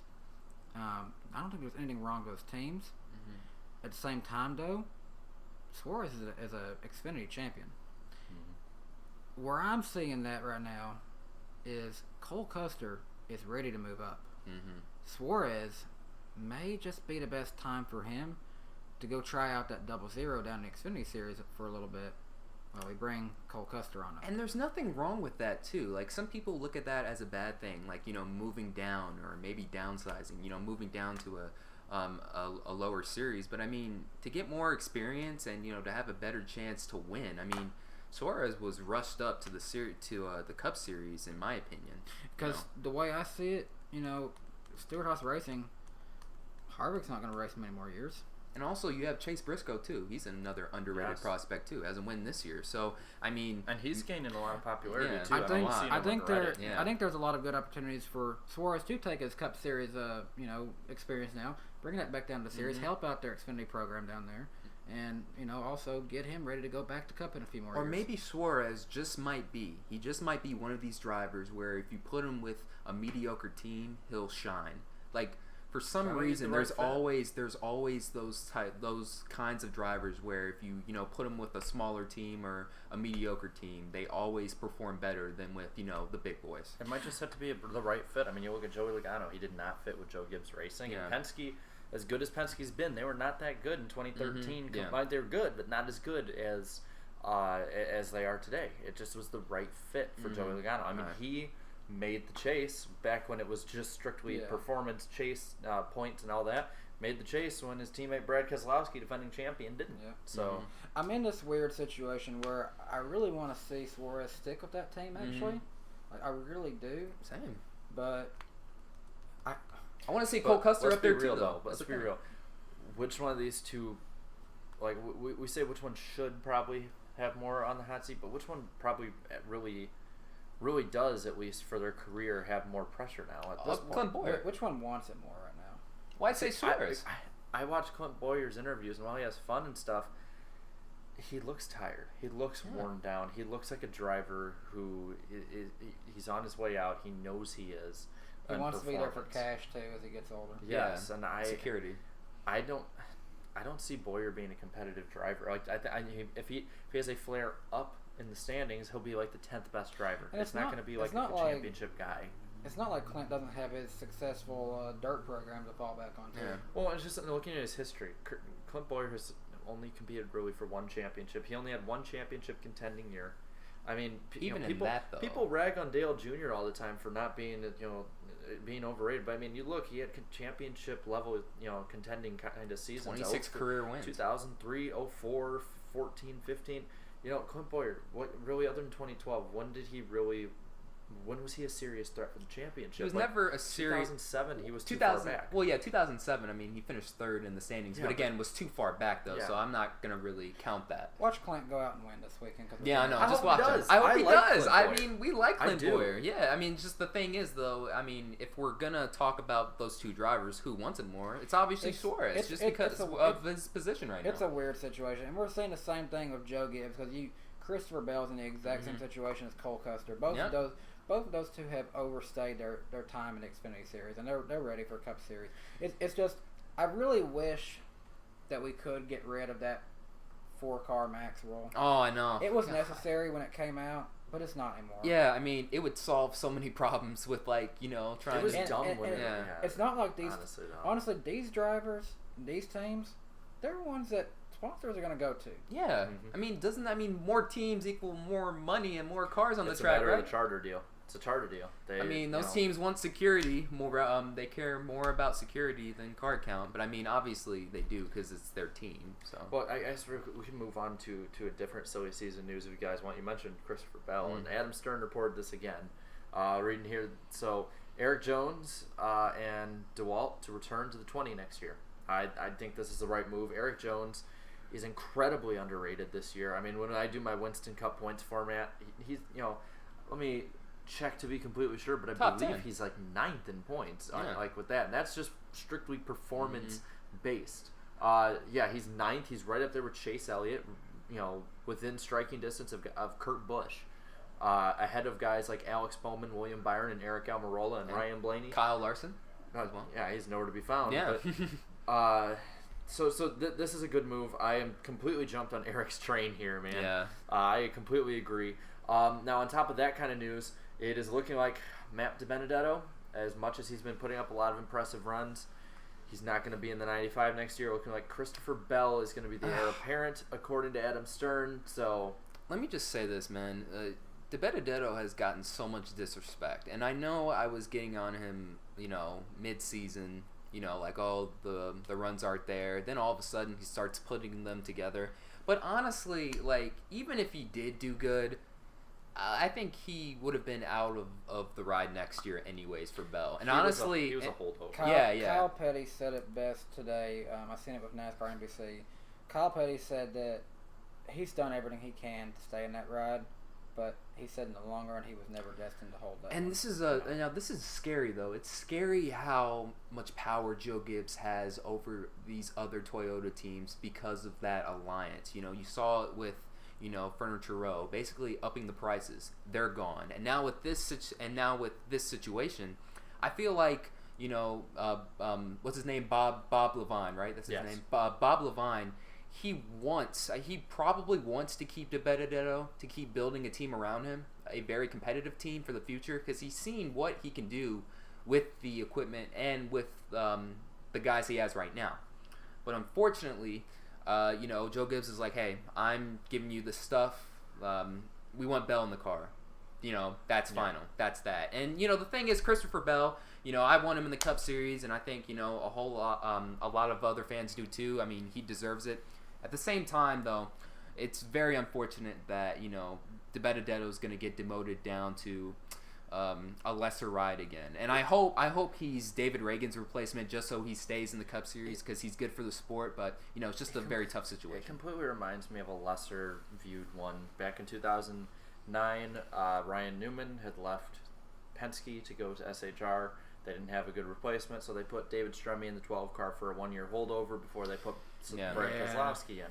I think that Matt DiBenedetto was always meant to be a 1-year holdover. Unless he set the world on fire, then they might try and make a second team with Levine. But he was, as much as we wanted him to, he was never going to be. Even if he made the playoffs, he would have been let go, I think. It's crazy thinking about, the 95 team they had McDowell. Right, he was the last one before Kane, right? They even had Scott Speed in some races, too. Mm-hmm. Yeah, and then Casey Kane. Obviously, he had his health concerns, and what we saw, Regan Smith drove it. Yes. And then now DiBenedetto, and now it looks like maybe Christopher Bell. Yeah, I mean, Bell deserves the Cup ride. Yeah. I think we all agree. He will bring good funding, and I think the ProCore deal is a deal with just Levine. Mm-hmm. So I think that'll stick around, and then Bell will bring in more funding. If you ask me, though, we have to pay closer attention to that 81 team.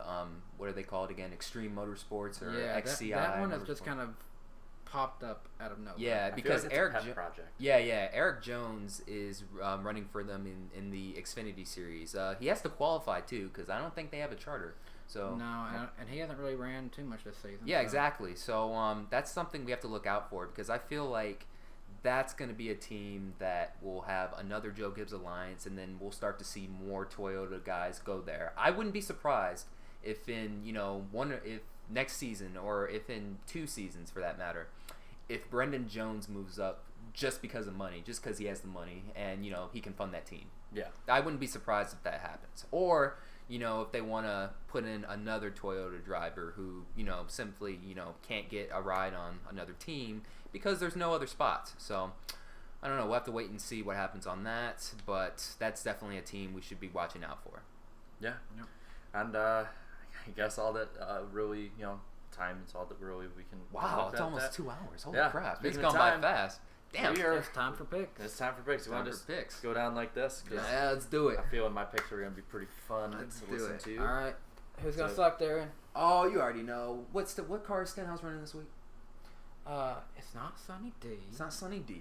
It's not Nas. It's not Third Nas. Bank? It's not John Deere. I don't think so. It's not John Deere either.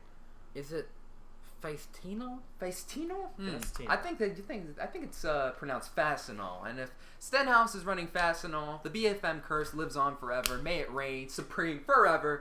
Stenhouse is gonna suck, even though this is one of his best tracks. I'm gonna keep track on here, like I do each week. So yeah, just keep track of that. Go ahead. Who's gonna suck, Danny? All right. Driver I think is gonna have a bad performance. Had a bad performance in the spring race here.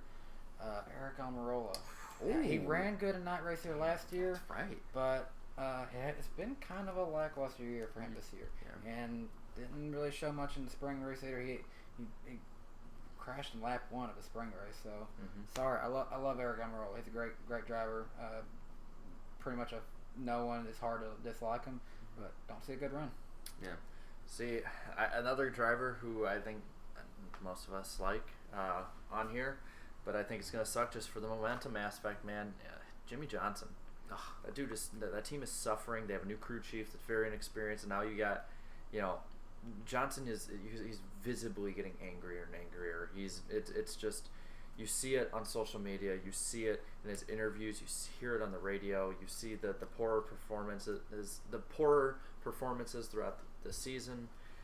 I don't think they turn it around. I really think this is something that they have to start, they look at in the off season and see if they come back fresh in 2020. I don't think Jimmy Johnson really is going to be very competitive anywhere for the most part, and I think that this is a big start even further down. Yeah. Well, I'd say you're wrong for underdog picks. Jimmy Johnson, that's my pick there.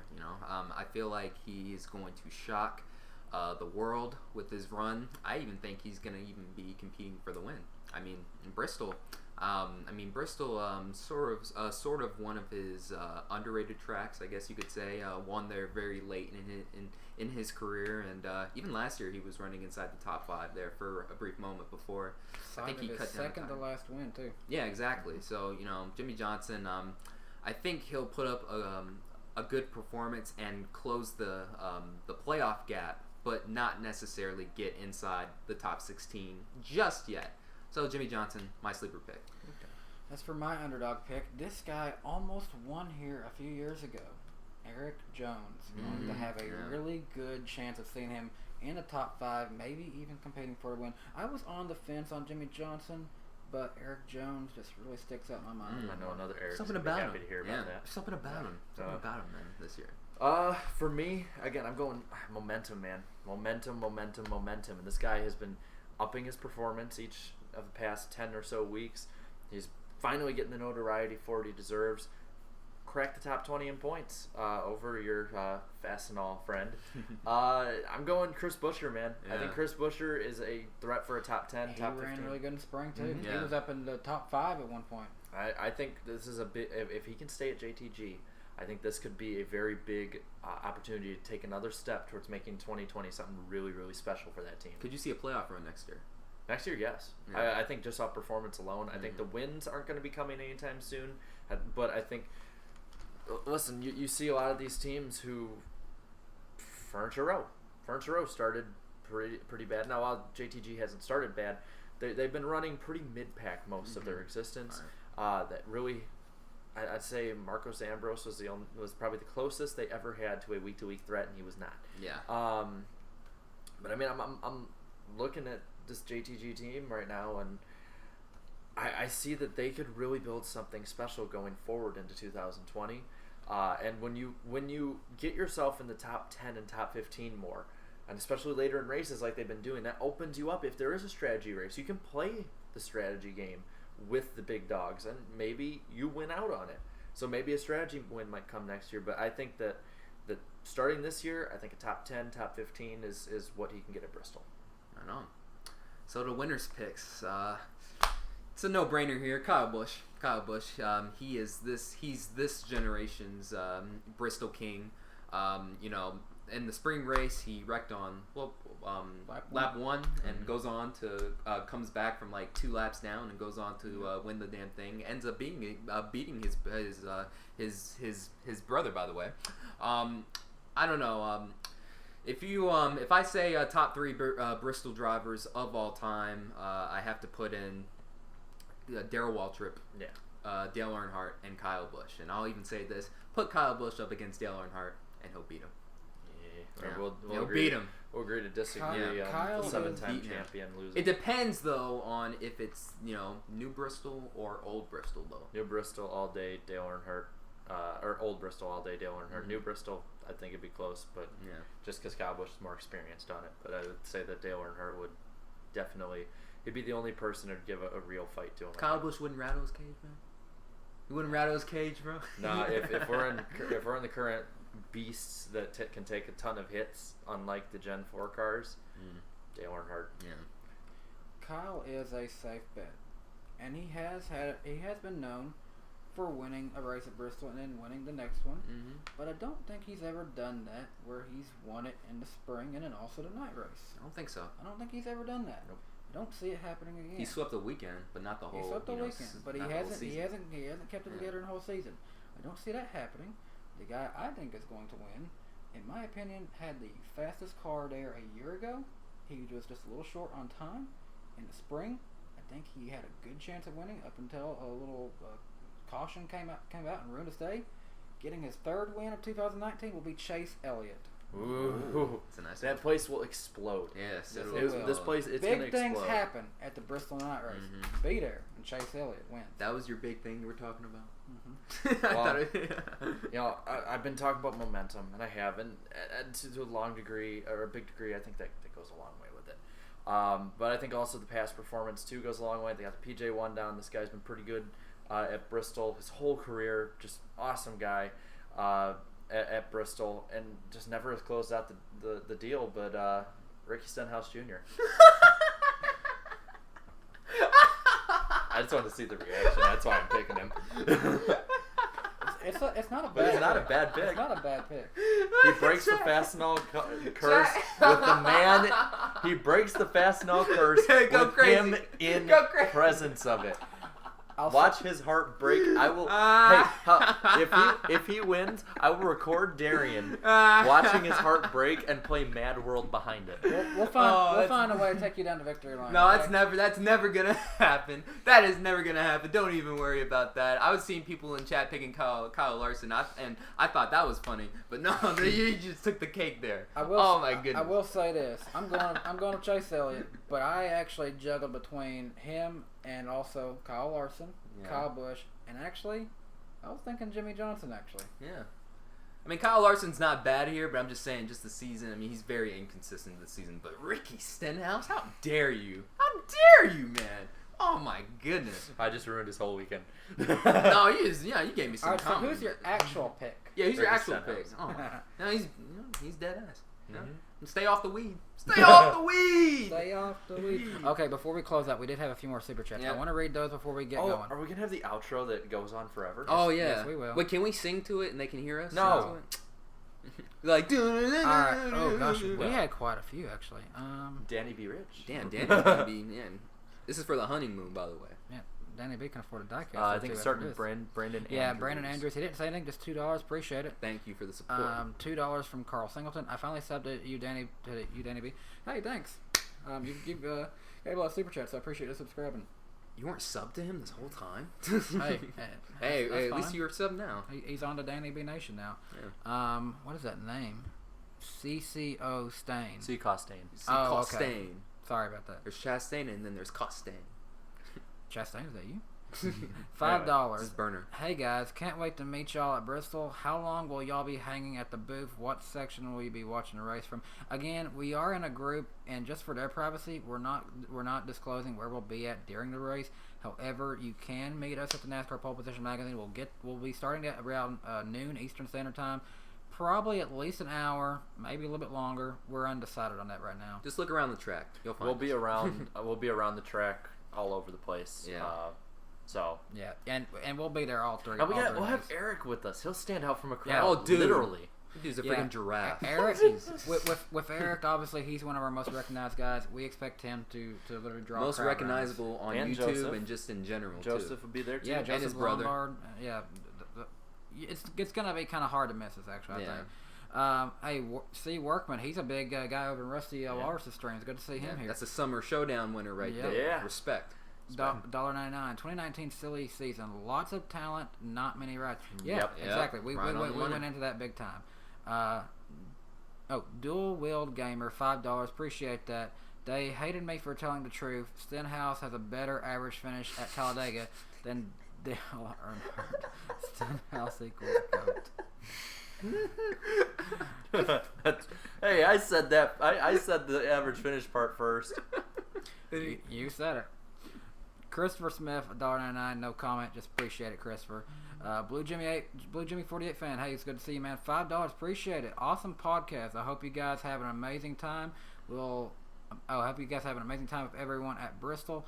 I'll be at IndyCar. Ooh, have fun. But I got a special gift for y'all coming soon. Well, and interesting about that, I believe it's at Pocono, and sounds like there's could be the last race. Yeah, it could be the last race, or at least for the next 4 years or so. Yeah. So they were talking have fun, about man. They were talking about maybe doing a race every three years there, though, like something weird. And also, speaking of IndyCar, if you're going to be going to the IndyCar race, David Land. Yeah, David Land and Blue Jimmy 48 fan will be there. So say hi to them too. That's the only reason David couldn't make it for this trip. Yep. Yeah. So hey, September, David.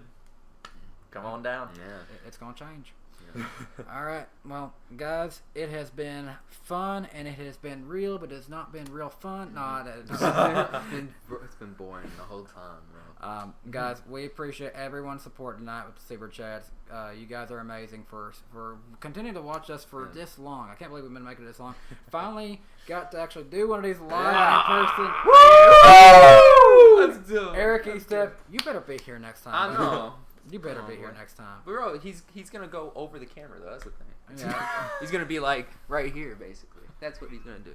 He's gotta sit on the floor. He's gotta sit on the floor. So I'm assuming we'll build this after, or sometime later. Okay. At the house, maybe. Okay, yeah. So fun fact on this: we thought maybe this would go by quicker. We were gonna build this Terry Labonte diecast. So I don't know what we're gonna do with this thing. We talked. Let's build it at the Bristol house. Maybe. Yeah. But anyways, we appreciate y'all for sticking in with us tonight. We will be at Bristol the next 3 days. If you see us, just come up and talk with us. We're happy to meet you. Yeah. Hell yeah, and man. with that being said, hope you guys have a great night. Thanks again for watching. This is Danny B. Let's go. And we'll see you next time. Woo!